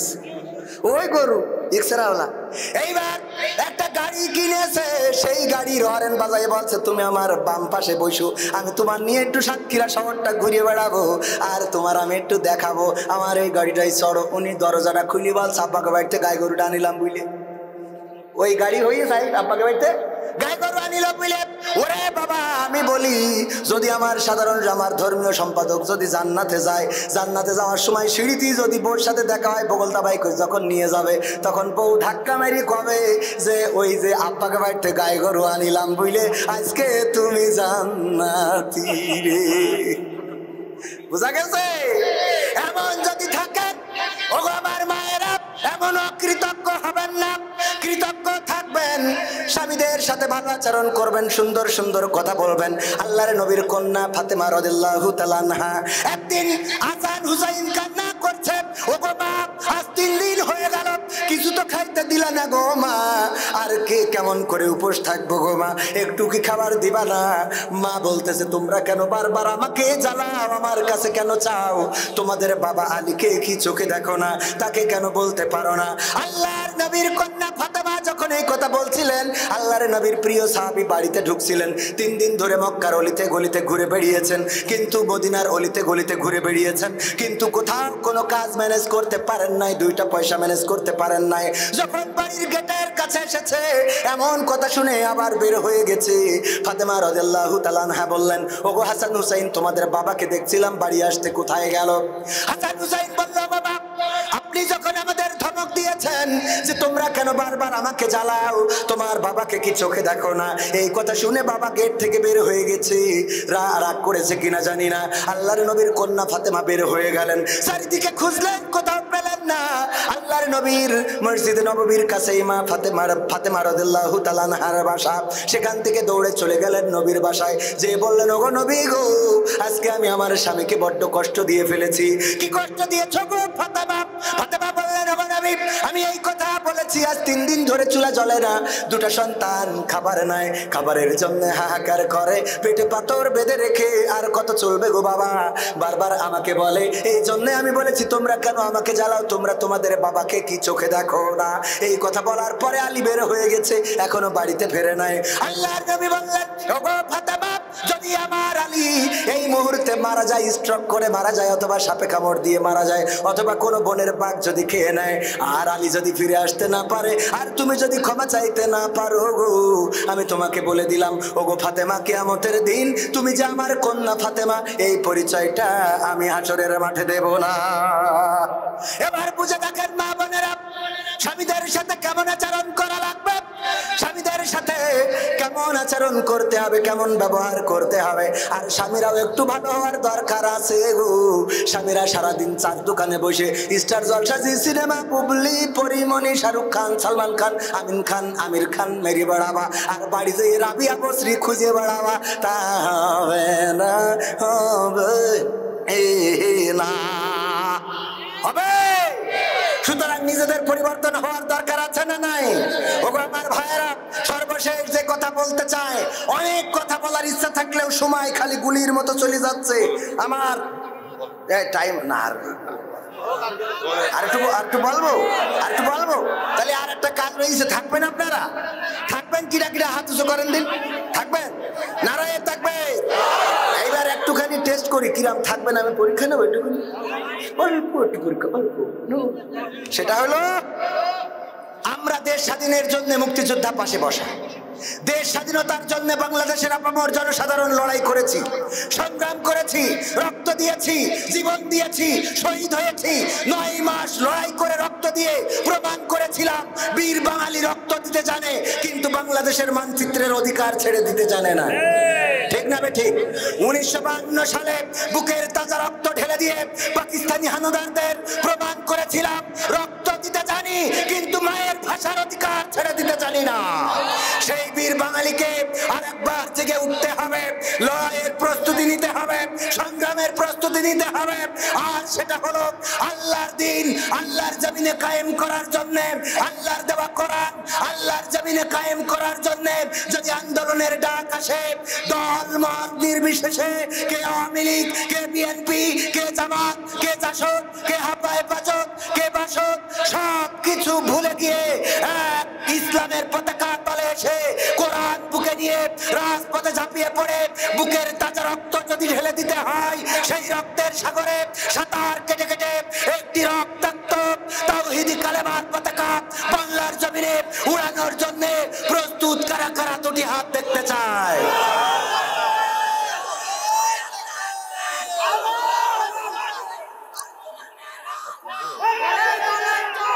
একটু উঁচু করেন হাত দেখেন, একটু নাড়েন, এরকম ফাইন না? হাত সুন্দর দেখা যাচ্ছে না? সুন্দর দেখা যাচ্ছে না? আর একটা সুন্দর দেখাবো, পকেটে মোবাইল আছে কার কার? সব বের করি, ফ্ল্যাশ লাইটটা জ্বালান দিন, সব বের করেন, করি ফ্ল্যাশ লাইটটা আমার দিকে জ্বালান। সবাই একদম দাঁড়ানো বসা, সবাই দাঁড়ানো বসা, সবাই দাঁড়ানো বসা, সবাই মাহফিলের পরিবেশটা একটু দেখতে চাই। একজনও যেন পকেটে ফোন না থাকে, জ্বালান, একজনও একদম আমরা দেখতে চাই। দাঁড়ানো মানুষ, দাঁড়ানোরাও, এই ওই বুবলি পরিমণিরা জ্বালাইতে পারে, আপনারা পারবেন না? যারা কথা না শুনে জ্বালাচ্ছেন না, পকেটে আছে, আল্লাহর কাছে দায়ী থাকবেন। এই কটা জ্বললো মাঠে, এ তো গরিব অঞ্চল, নামান অনেক জায়গায় জ্বালায়, হাজার মানুষ মোবাইল, তাহলে মোবাইল যে দিলাম সেসব কনে গেছে? আপনারা এই যে মোবাইল দিয়েছেন, মানে আমরাই তো দিচ্ছি, কনে গেছ এই কনে গেছে?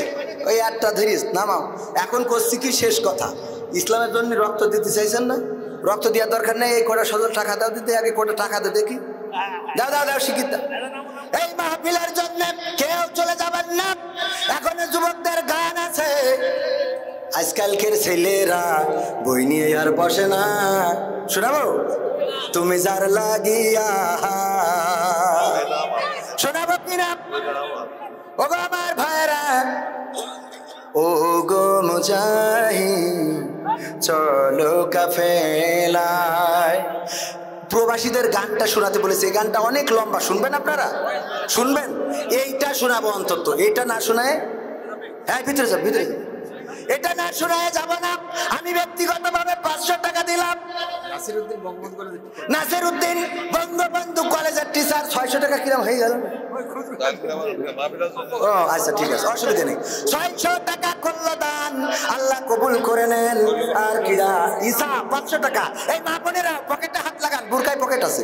একজন মারুম হবার নাম, প্রবাসীদের গান না শোনায় মুনাজাত দেব না ভাইরা আমার, প্রবাসীদের গানটা শোনাবো, কারণ প্রবাসীরা সহযোগিতা করেছে। ভিতরে নিয়ে যান, খাতা কলমে কেউ লিখে দিতে চাইলে লিখে দিতে পারেন। বলে দিছি তো, সবাইকে ইহালো করা লাগবে নাকি? কেউ মারুম হবেন না। হাত তুলে রক্ত দিতে চাইলেন, রক্ত চাই না, কিছু পয়সা দেন। 5 টাকা, 10 টাকা, 50 টাকা, 100 টাকা, 500 টাকা, 1000 টাকা, 1 লাখ টাকা, 1 কোটি টাকা, যার যা পকেটে আছে দিয়ে দেন। 1 কোটি টাকা পকেটে থাকে। তারপরে ভাইরা আমার আজকের মাহফিলের প্রধান আয়োজক নাম আমার ভাইজান মফিজুল ইসলাম ফারুক, মফিজুল ইসলাম লাবলু ভাই।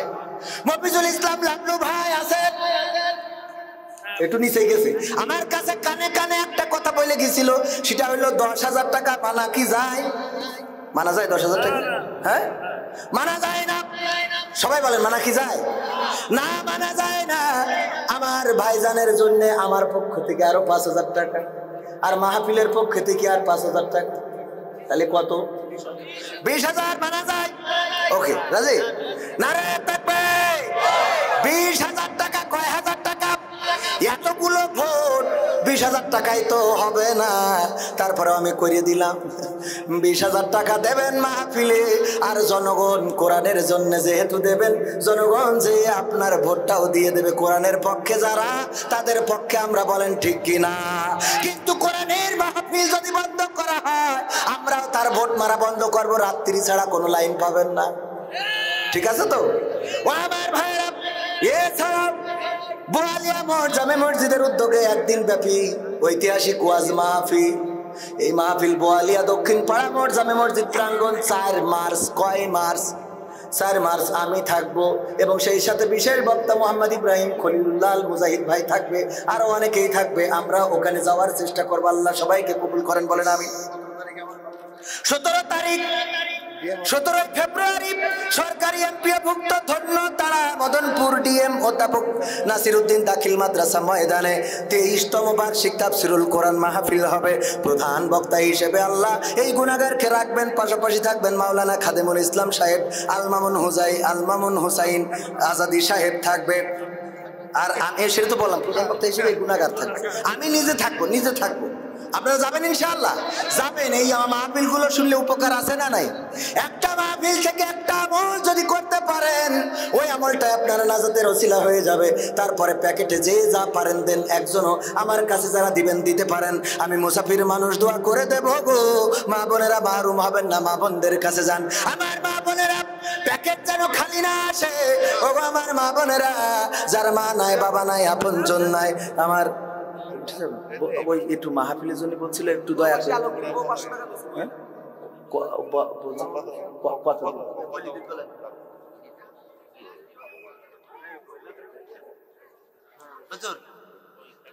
হুজুর বলে দিবানে, সব একসাথে পোস্টার কি অ্যাড করতে হয়েছি কেন? শোনেন, আমার আজকের বাংলাদেশ আওয়ামী লীগ সাতক্ষীরা জেলা ধর্ম বিষয়ক সম্পাদক শ্রদ্ধাভাজন নামটা আলহাজ আরাফাত হোসেন। আমি ভুলে যাই খালি, কারণ প্রতিদিন তো অতিথি অনেক থাকে। এটা আমার দোষ না, আসলে মেমোরির দোষ। বলছে আমি পুরস্কার পাইছি 2টা। বলছে কোন কোন বিষয়ে?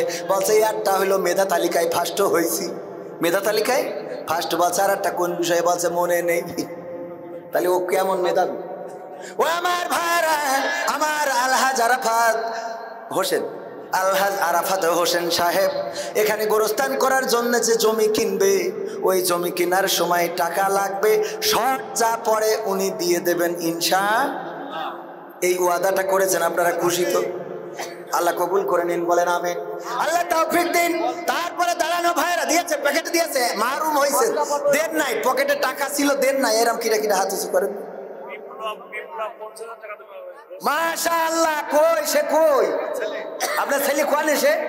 প্রবাসে? নারায়ে তাকবীর! বিপ্লব সাহেব। আরে আমার বিপ্লব সাহেব 50,000 টাকায়, সাহেব না বলি পারলাম, মাসুম বাচ্চা, দেখেন মাসুম বাচ্চা মানুষ 50,000 টাকার ওয়াদা করিস, আর আপনারা বুড়োই কবরে ডাকতেছে, তাও আপনাদের খবর নেই। হ্যাঁ, 500 টাকা 1000 টাকা আমার হাতে, একটা 1000 টাকা দেওয়ার মতো একটা লোক পেলাম না। কয়লার মেম্বার আবুল হোসেন 5,000 টাকা। কয়লার মেম্বার, কয়লা বয়লা আমি দিতে হচ্ছে কয়লা ইউনিয়ন পরিষদের মেম্বার এবং এখন প্যানেল চেয়ারম্যান আমার, আমি তো বাজার প্রেসিডেন্ট। ওটা তো মেলা পথ, 5,000 টাকায় হবে বাজারের আমার মেম্বার, আমি প্রেসিডেন্ট, আমার মেম্বার। আপনার মেম্বার তো একটু আর একটু বেশি নেওয়া উচিত না? আমি তো জানি 5,000 কথা বলি, 5,000 বলতে বলেন যে আর একটু সামান্য বেশি দিতে হবে। এই হ্যালো, হ্যাঁ হুজুর বলছিলাম, কষে আপনি 5,000 টাকা দিলি মান সম্মান থাকে কই? ও সে লাইনই নেই তো নাকি? এটা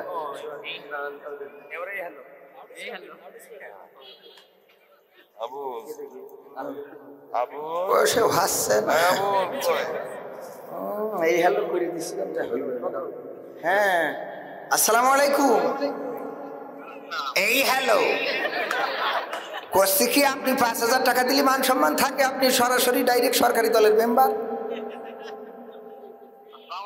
ওয়ালাইকুম আসসালাম, বলছি আপনি 5,000 টাকা দিলে হচ্ছে না, মানুষ বলছে যে আপনি সরকারি দলের লোক, দেবে বিএনপিরা 5,000 টাকা, আপনি দেবেন কেন?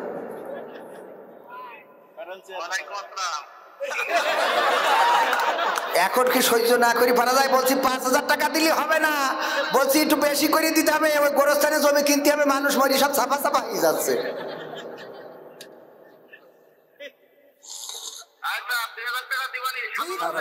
এটা কোনো কথা? 2,000 টাকা আপনি, এত আমি ভিক্ষে করতে গেলেও হেলিকপ্টার যাই, ওই অল্প টাকা নেই। আর ওর সাথে আরো 3,000, ওই যে আমার আরাফাত হোসেন সাহেব বলতেছে যে আপনি 10,000 টাকা না দিলে ও টাকা নিয়ে যাবে না। আলহামদুলিল্লাহ, হ্যাঁ আল্লাহ কবুল করুক। হ্যাঁ গো, কত ভালো মানুষ গো, দেখো আল্লাহ কবুল। নারায়ে তাকবীর, নারায়ে তাকবীর। নাম কি? না, আবুল হোসেন সাহেব প্যানেল চেয়ারম্যান, তাই তো? এবং আমার ভাইজানের মেম্বার, উনি 10,000 টাকা দিবেন। কত? নারায়ে তাকবীর। আল্লাহ দানকে কবুল করে নাও, মা বাবার নামে দিয়েছে, মা বাবার কবরকে জান্নাতের বাগান বানায়া দাও। ও বেঁচে আছে, মা বেঁচে আছে, আল্লাহ সুস্থতা দান করে দাও, বাবার কবরকে জান্নাতের বাগান বানাও, পরকালে যেন জান্নাতের সিঁড়িতে দেখা হয়ে যায়, সেটাও দান করে দাও। তারপরে আর কিরা, এইখানে আর একটা কিরাজ বলছেন আপনারা? হ্যাঁ, বিপ্লব 50,000, ওটা তো প্রবাসী আলমগীর বউ 500 টাকা। আলমগীর বউ 500 টাকা, ও টাকা এখানে দিক অসুবিধে নেই, এখন আবার অন্য জায়গায় নষ্ট করে না টাকা, এটা বলে দিয়ে। প্রবাসীর বউ নাম কি?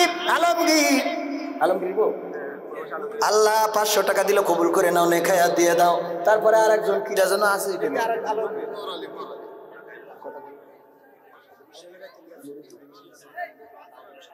4 নম্বর নাঙ্গলঝাড়ার সাবেক চেয়ারম্যান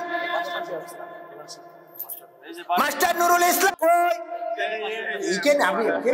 আমি তো ওই দিকে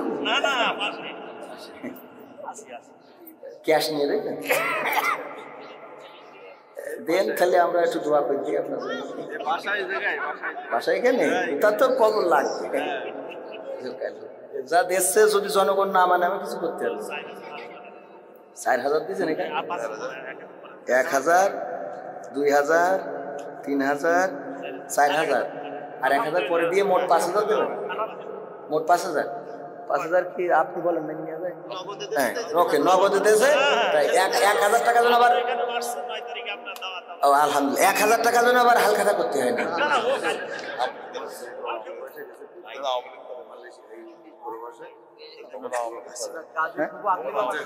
আমলিক না করলে হয় এলাকা, ও আমলিক।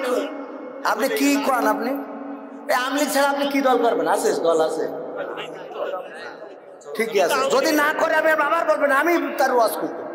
কিটা করে না এটা কন, কিটা করে ও বলে লাভ নেই, কিটা করে না ধরে আসেনি গেলে ডাইরেক্ট থানায় দিয়ে চলে যাবো, পাকাবো পাই গেছে। মোর্শেদ সর্দার 500 টাকা। মোর্শেদ সর্দার 500 টাকা। আর আমার বিপ্লব ছোট মানুষ বিদেশে রয়েছে, জমিন কেনার জন্য 50,000 টাকা দান করলেন। আল্লাহ এই দানটা কবুল করে নিয়ে সকল মুসিবত, চঞ্চল সাহেবের ছেলে, আল্লাহ সকল মুসিবত দূর করে দাও, বলেন আমিন। গাজীর বুকু 500, গাজীর মা 500। মাশাআল্লাহ, এই জন্যই তো মুক্তিযুদ্ধ তাহলে তো আপনারা মুক্তিযুদ্ধ, আর আমরা দিই না বলি তো রাজাকার, আমরা রাজাকার দিচ্ছি না বলি আপনারা দেন বলে মাহফিল কমিটির আলামিন গাজীর মা 500, ফুপু 500। আলামা আলামিন গাজীর মা 500, আর কি দেন? ফুপু 500। ওর ফুপু 500, দুইজনে মিলে 1000। আল্লাহ কবুল করে নাও, নেকায়াত দাও, মনের স্বপ্ন পুরা করে দাও, আপনজনদের কবুল করে নাও। প্রবাসীদের গানটা শোনাবো, একটুখানি কালেকশন। যদি চাওয়া হয় টাকা, লোক হয়ে যায় ফাঁকায়ারে। কিন্তু এই জ্বালা আমার শেষ হচ্ছে না, কারণ যেখানেই যাই আমি দেখি ইকো গাজীর সন্তান মোহাম্মদ আলী, ইদু গাজী। আমি এই যে কেমন নাম দেখো, ইদু গাজী, অসুবিধা নেই, সুন্দর নাম। আল্লাহ দিল কয় টাকা? 500 টাকা দিল। তা কি করবো? মা বাবার জন্য দান করি। হ্যাঁ, মা বাবার জন্য দান করি। চারিদিকে একজন করে কর নাই তো টাওয়ার। বাবু নিগার একটু কালেকশন করে দিত না, আমি যাই ওখানে। মা বোনেরা যে যা পারেন, প্যাকেট নিয়ে গেছে, সবাই দান করেন। এগুলো মাহফিল শেষে একবারে বলি দিয়ে দিন, সবাই একবারে দিয়ে দেন। আর সময় দেখেন 12 কাটা বেজে 13 কাটায় ঝলছে। আরে বেশি সময় নেওয়া যাবে না, প্রবাসীদের গান কই শোনাবো। আর আমার এই গানের বই আছে, 101টা গান আছে। যারা চান এই ক্যামেরাম্যানের কাছে আছে, আমি গানটা গেয়ে নি। কথা বলবে। মাশাআল্লাহ, আয়েশা সিদ্দিকা এবং আমিরা। নাম দেখো, আল্লাহর নবীর মায়ের নামে নাম, আবার আল্লাহর নবীর কনিষ্ঠ স্ত্রীর নামে নাম। আয়েশা সিদ্দিকা এবং আমিনা সিদ্দিকা, 2 বোন মিলে 500 টাকা করলো দান। আল্লাহ তুমি তাদের বাড়িয়ে দাও সম্মান, মনের নেক বাসনা পুরা করে দাও, আপনজনদের কবুল করে নাই। লেখাপড়ায় কাম গায়ের দুরন্ত ছিলি, বাপে ডাকে খোকা, হঠাৎ করে ঢুকলো মাথায় বিদেশ যাওয়ার পোকা। রোগে শোকে ক্লান্ত পিতা, খাটার নাই উপায়, বেকার ছেলের এমন কথায় বাবাও দিল সাই। ক্ষেতের জমি হালের গরু বিক্রয় করে দিয়ে, বাকি টাকা করলো পূরণ মায়ের গহনা নিয়ে। অনেক আশা বুকে বেঁধে ছাড়লো যখন বাড়ি, সে যে কি বেদনা বিধুর ছিড়ল যেন নারী। মায়ে কান্দে, ভাইয়ে কান্দে, কান্দে আপন জন, চোখের জলে বুক ভেসে যায়, শক্ত করে মন। এমন মানুষ কোন সেজনা, এমন মানুষ কোন সেজনা, তোমরা কি তা জানো? আমার বাংলাদেশের প্রবাসীদের গল্প বলে শোনো, আমার কলারোয়া প্রবাসীদের গল্প বলে শোনো। বিমানেতে বসে খোকা জানালারি পাশে, নীল আকাশে তাকিয়ে দেখে মায়ের ছবি ভাসি। আসল দিয়ে চোখ মুছে মা প্রভুকে যে বলে, আল্লাহ তুমি ভালো রেখো আমার কোলের ছেলে। খোকা যে ছিল মা জননীর কলিজারি বোটা, ভাবতে সব চোখ ভিজে জল পড়লো ফোটা ফোটা। এমন মানুষ কোন সেজনা, এমন মানুষ কোন সেজনা, তোমরা কি তা জানো? আমার বাংলাদেশের প্রবাসীদের গল্প বলি শোনো, আমার মালয়েশিয়ার প্রবাসীদের গল্প বলি শোনো। নদ নদী আর সাগর নগর দিয়ে খোকা পাড়ি পৌঁছালো যে অতি সাধের বিদেশের বাড়ি। অনেক কষ্টে মিলল খোকার এমন একটা কাজ, হাড় ভাঙা খাটুনি তাতে সকাল দুপুর সাজ। রোগে শোকে কাজ করে যায়, করে না অবহেলা, আকাশ সমান স্বপ্ন দেখে কাটিয়ে দেয় বেলা। মা জননীর সাথে যখন খোকা কথা কয়, বলে বাবা কেমন আছো জানতে ইচ্ছা হয়। মা গো আমি ভালো আছি, মা গো আমি ভালো আছি, দুঃখ নেই তো কোনো। আমার বাংলাদেশের প্রবাসীদের গল্প বলে শোনো, আমার কলারোয়ার প্রবাসীদের গল্প বলে শোনো। হঠাৎ করে বাবা বলে টাকার যে দরকার, তোর মায়েরই বড় অসুখ দেখাবো ডাক্তার। চিন্তায় আমার বাড়ছে আবার তোর বোনেরই নিয়ে, দিনে দিনে হচ্ছে বড় দিতে হবে বিয়ে। তোর ভাইয়েরই লেখা পড়ার খরচ বেড়ে গেছে, দরকার এখন অনেক টাকার, তোর কাছে কি আছে? পাইনি বেতন এখনো খোকা, পকেটটা যে ফাঁকা, তবুও বলে ভেবো না বাবা দেব আমি টাকা। এমন মানুষ কোন সে নাই, এমন মানুষ কোন সে না, তোমরা কি তা জানো? আমার সাতক্ষীরার ওই প্রবাসীদের গল্প বলে শোনো, আমার কলারোয়ার প্রবাসীদের গল্প বলে শোনো। দিন মাস গুনে খোকায় এখন পৌঁছালো বছরে, করতে হয় কাজ এখন যে তার 10 তলার উপরে। হঠাৎ করে কি হতে কি যেন হয়ে গেল, 10 তলারই উপর থেকে খোকা পড়ে গেল। আকাশ সমান স্বপ্নগুলো আকাশে গেল উড়ে,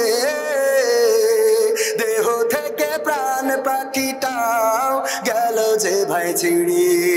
বন্ধুরা যে এসে দেখে রক্তে তরতর, নিথর দেহ পড়ে আছে জমিনের উপর। এমন মানুষ কোন সে জানা, এমন মানুষ কোন সে জানা, তোমরা কি তা জানো? আমার মালয়েশিয়ার প্রবাসীদের গল্প বলে শোনো, আমার সৌদি আরবের প্রবাসীদের গল্প বলে শোনো। পাঠাতে হবে লাশটা দেশে, আপন তো কেউ নাই, বন্ধুরা সব মিলে মিশে করলো এই কাজটাই। শুনে এ খবর মা জননীর সে কি আহাজারি, তার কান্দনে আকাশ বাতাস হচ্ছে যে ভাই ভারী। অবশেষে খোকার কফিন পৌঁছালো যে বাড়ি, ভাই বোনার গায়ের স্বজনের সে কি আহাজারি। মা জননী কেঁদে বলে ওরে আমার ছেলে, বিদেশ থেকে কোন দেশে তুই গেলি আবার চলে। মা গো আমি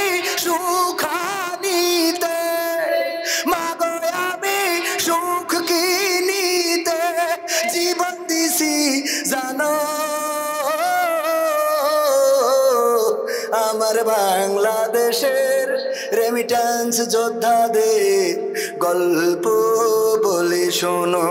এ গল্প তো কল্পনা নয়, তোমরা কি তা জানো ও ভাই? এ গল্প তো বানানো নয়, তোমরা কি তা জানো? আমার কলার আরোই প্রবাসীদের গল্প বলি শোনো। সবাই দ্রুত প্রেম করেন আল্লাহুম্মা সাল্লি আলা মুহাম্মাদিন ওয়া আলা আলি মুহাম্মাদ কামা সাল্লাইতা আলা ইব্রাহিম ওয়া আলা আলি ইব্রাহিম ইন্নাকা হামিদুম মাজিদ। আল্লাহুম্মা বারিক আলা মুহাম্মাদিন ওয়া আলা আলি মুহাম্মাদ কামা বারাকতা আলা ইব্রাহিম ওয়া আলা আলি ইব্রাহিম ইন্নাকা হামিদুম মাজিদ। আমার যুবকদের প্রতি নসিহত হলো, নামাজ পড়তে হবে 5 ওয়াক্ত বা জামাত, টাকনুর উপরে কাপড় পরতে হবে, আর শেভ করা যাবে না, দাড়িটারে সংরক্ষণ করতে হবে, সেভ করতে হবে। আজান হলে সব কিছু ছেড়ে দিয়ে মসজিদের ডাকে মুয়াজ্জিনের ডাকে সাড়া দিতে হবে। আমার ভাইয়েরা, এই কাজগুলো যদি কোনো যুবক করে দিতে পারে, ওই যুবক আল্লাহর কাছে শ্রেষ্ঠ যুবক হিসেবে পরিগণিত হবে। বলেন সুবহানাল্লাহ। আর নামাজ যারা পড়ে ওদের রিজিকের অভাব হয় না, নামাজের রিজিক বাড়িয়ে দেয়। সুতরাং যারা চাকরি নাই, যার কর্ম নাই, টাকা নাই, পয়সা নাই, মসজিদে যান, সিজদা দেন, আল্লাহর কাছে কাদাকাটি করেন, আল্লাহ আপনার রিজিক অপরিসীম দান করবে, যেটা আপনি খেয়ে শেষ করতে পারবেন না, ডায়াবেটিস হয়ে পড়ে থাকবে। যশোরের বাগারপাড়ার লোক বাগারপাড়ায় যাব 13 তারিখে, ওখানে আব্দুল্লাহ আলামিন ভাই এবং আমি দিনের বেলায় থাকবো। আমার বাগারপাড়ার বেগম জোহরা, তাই তো, জোহরা বেগম 2000 টাকা আল্লাহ করলো দান বাড়িয়ে দাও, সম্মান মরণের স্বপ্ন পুরো করে দাও। আর যারা মহিলারা দান করেছে সবার দানকে কবুল করেন। প্রবাসী আরিফের মা কয়েক দফায় 1000 করে দিয়েছে, আরো কয়েক দফায় দেবে ইনশাআল্লাহ, আল্লাহ কবুল করে নাও, বলেন আমিন। কার বউ? মুন্নার বউ চলি গেছে, ও 1000 টাকা দেশ, তাই কর। প্রবাসী মুন্নার বউ 1000 টাকা করলো দান, আল্লাহ বাড়িয়ে দাও, সম্মান মনের স্বপ্ন পুরা করে দাও। আপন মেম্বার আবুল হোসেন ফেল করিয়েছে 10,000 নারায়ে তাকবীর। ওই যে আমার আবুল হোসেন সাহেব, দেখেন চাইলাম ফোন করে, মনে আছে কিনা, নগদ পাঠাই দিয়েছে, হাল কথা করা লাগলো না। আল্লাহ দানকে কবুল করে নাও, মেম্বার যেন আবার পাশ করতে পারে তৌফিক দিয়ে দাও, আল্লাহ সারা জীবন আমলিক করার তৌফিক দাও, বলেন আমিন। বাবা মারা গেছে, বাবার জন্য দোয়া চেয়েছে, আল্লাহ বাবার কবরকে জান্নাতের বাগান বানাও। আল্লাহ মা বেঁচে আছে, সুস্থতা দান করে দাও, নেখায়াত দান করে দাও। আর মেম্বার সাহেবকে আল্লাহ তুমি দিনের জন্য ওমর রাদিয়াল্লাহু তাআলা আনহুর সাথে কবুল করে নাও, বলেন আমিন। তারপরে শেষ আলহামদুলিল্লাহ। আলামিন কালকে নাম লেখা ছিল 2000, আজকে নগদ দিয়ে দিলে, আল্লাহ যে খাতায় নগদ পরিশোধ করে দিল, তোমার জান্নাতের খাতায় তার নামটা উঠায় নাও, বলেন আমি। পোস্টারটা পড়ে দেন, মুরালি কাটি 100 টাকা দেন, খালি মাগ না পড়ে মুরাদি মুরালি না মুরারি কাটি সর্দারপাড়া জামে মসজিদ যুব কমিটির উদ্যোগে 2 দিন ব্যাপী তৃতীয় বার্ষিক 25 আর 24 ফেব্রুয়ারি মাহফিল। প্রধান অতিথি আমিনুল ইসলাম লালটু, চেয়ারম্যান কোলারো উপজেলা পরিষদ। আরও বক্তা হিসাবে থাকবে প্রথম দিন FM জাহাঙ্গীর আলম। আগামীকালকে আমার মাহফিল জাহাঙ্গীর আলম ভাইয়ের সাথে। আর সেই সাথে আরও একটা কথা হলো, কালকে ওখানে নকুল কুমার আসবে রে। ও নকুল কুমার ভালো গান গায় না? যদি আগুন লেগে ধ্বংস হয় পৃথিবীর সব বইয়ের দোকান, তবু বিশ্ব থেকে হারাবে না পবিত্র কোরআন, তবু বিশ্ব থেকে হারাবে না পবিত্র কোরআন। কার গান? নকুল কুমারের গান। কালকে থাকবে মাগুরায়। ও আমার, এই দেখেন দেখেন আমার সম্পাদক সাহেব গুরুত্বপূর্ণ একটা কথা আমার দিয়ে জানালো, কারণ ভাইজানও বলে, আমিও বলছি ভাইজানের পক্ষ থেকে, যারা মাহফিল কমিটিতে আছে গো, অনেকেই আজান দিলে নামাজের জন্য ডাকলি কয় প্যানে মুতে দিস, মানে কাপড় পরিষ্কার নেই। এইটা করা যাবে? প্যানে মুতা ছাড়া লাগবে, নামাজে যাইতে হবে, রাজি আছে? কমিটির লোক যদি নামাজ নামাজ না পড়ে তাহলে আগামী বছর বলো টাকা দো ও বোনা দো ও বোনারি, ঠিক না? কমিটির লোক নামাজ পড়ার দরকার আছে না নেই? মাহফিল ডেকে দিয়ে গেটের পিছনে যেতে কোটাই নিয়ে আসবা, অত পাকাবো চলবে না, কলাম চলবে চলবে না। এই আমি কথা বললি সারা রাত বলা যাবে, কিন্তু টাকা তুলিস তো ফাঁকা করতেছেন। এই যদি দেখে মানুষ কবে হুজুর দেখো ওয়াজ করিস, তার লোক উঠি চলে গেছে। আসলে কি ওয়াজ করিস গেছে? ওয়াজ যতক্ষণ করেছি লোক ছিল না, টাকা চালি থাকে না। আমি তো আর ওই সেই কানা বক্তা না যে এক কানা নাকি চোখ বুঝে ওয়াজ শুরু করতো আর চোখ খুলি তারপরে মোনাজাত করি, চোখ খুলতো, খুলি দেখে অনলি আনপিস বসে আছে একজন। বাস আল্লাহ দেখো সব চলে গেছে, একজন বসে আছে তোমার মুখলেস বান্দা। আল্লাহ তুমি ওর ওলিয়া উলিয়া বানাই দাও। বলছে হুজুর আর পাচ্ছি না, আপনি আমি সেই মাইক হলো একটু সাড়েন দিন খুলি নিয়ে বাড়ি যাবো। আমার এফএম জাহাঙ্গীর থাকবে আগামী প্রথম দিন এবং দ্বিতীয় দিন থাকবে জনাব কারি মাওলানা মুশতাক আহমেদ রাজশাহী। আমিও আছি কেন? 25 তারিখে আমিও। ও তাহলে তো টাকা দেওয়া লাগবে। টাকা দিয়ে গেছে বাড়ি দিল একবার, ওই রাত সকালবেলাতেই আমার খুব ডিস্টার্ব করি। তো যাই হোক তাহলে আমিও থাকবো কেন? তাহলে খেলা হবে 25 তারিখে জমবে ইনশাল্লাহ। আমি দ্বিতীয় বক্তা বলো একটু এই দিন আগে যাই, তা না হলে আমার বলে পাওয়া যাবে। হ্যাঁ হ্যাঁ বাড়ি যাই ওই এগেটা হ্যাঁ আবার আমি খাতেও দিছিলাম, লসও করিয়া করাই দিয়ে আইলো আর কি। আলহামদুলিল্লাহ আলহামদুলিল্লাহ, আল্লাহ কবুল করুন। তো এই যে মুরালি কাঠি সর্দারপাড়া জামে মসজিদের উদ্যোগে 2 দিন ব্যাপী, কয়দিন ব্যাপী? 2 দিন ব্যাপী। দ্বিতীয় বক্তা আমি, তাহলে বোঝেন মাহফিলটা কত বড়, যাওয়ার দরকার আছে না? তাহলে ঈশার সময় চলে যাবেন ঠুস করি ইনশাআল্লাহ। আলহামদুলিল্লাহি রাব্বিল আলামিন। রব্বানা যালামনা আনফুসানা ওয়া ইল্লাম তাগফির লানা ওয়া তারহামনা লানাকুনান্না মিনাল খাসিরিন। রব্বানা আতিনা ফিদ দুনিয়া হাসানা ওয়া ফিল আখিরাতি হাসানা ওয়া কিনা আযাবান নার। ও আল্লাহ গভীর রাত, এই গভীর রাতেও তোমার বান্দাদের সাথে নিয়ে হাত তুলেছি গো আল্লাহ। এতক্ষণ পর্যন্ত যারা ধৈর্য ধরে বসে রয়েছে রে আল্লাহ, তুমি দয়া করে সকলকে তোমার শাহী দরবারে কবুল করে নাও। ও আল্লাহ আমরা যারা হাত তুলেছি জীবনে কত গুনাহ করলাম, জেনে করলাম না জেনে করলাম, বুঝে করলাম না বুঝে করলাম গো আল্লাহ, তুমি সকলের জীবনের গুনাহগুলো মাফ করে দাও। ও আল্লাহ তোমার কাছে কাজ করে ফরিয়াদ করি গো, জীবনে আমাদের এমন অনেক গুনাহ আছে, মা জানলে ভাত রান্না করে খাওয়াতো না, বাবা জানলে বাড়িতে জায়গা দিত না, মেম্বার জানলে বিচার সালিশ বসাতো, গ্রামের লোক জানলে মসজিদে ঢুকতে দিত না। এমন অনেক গুনাহ আছে পৃথিবীর কেউ জানে না। আল্লাহ তুমি তো জানো, রাতের অন্ধকারে করলাম, দিনের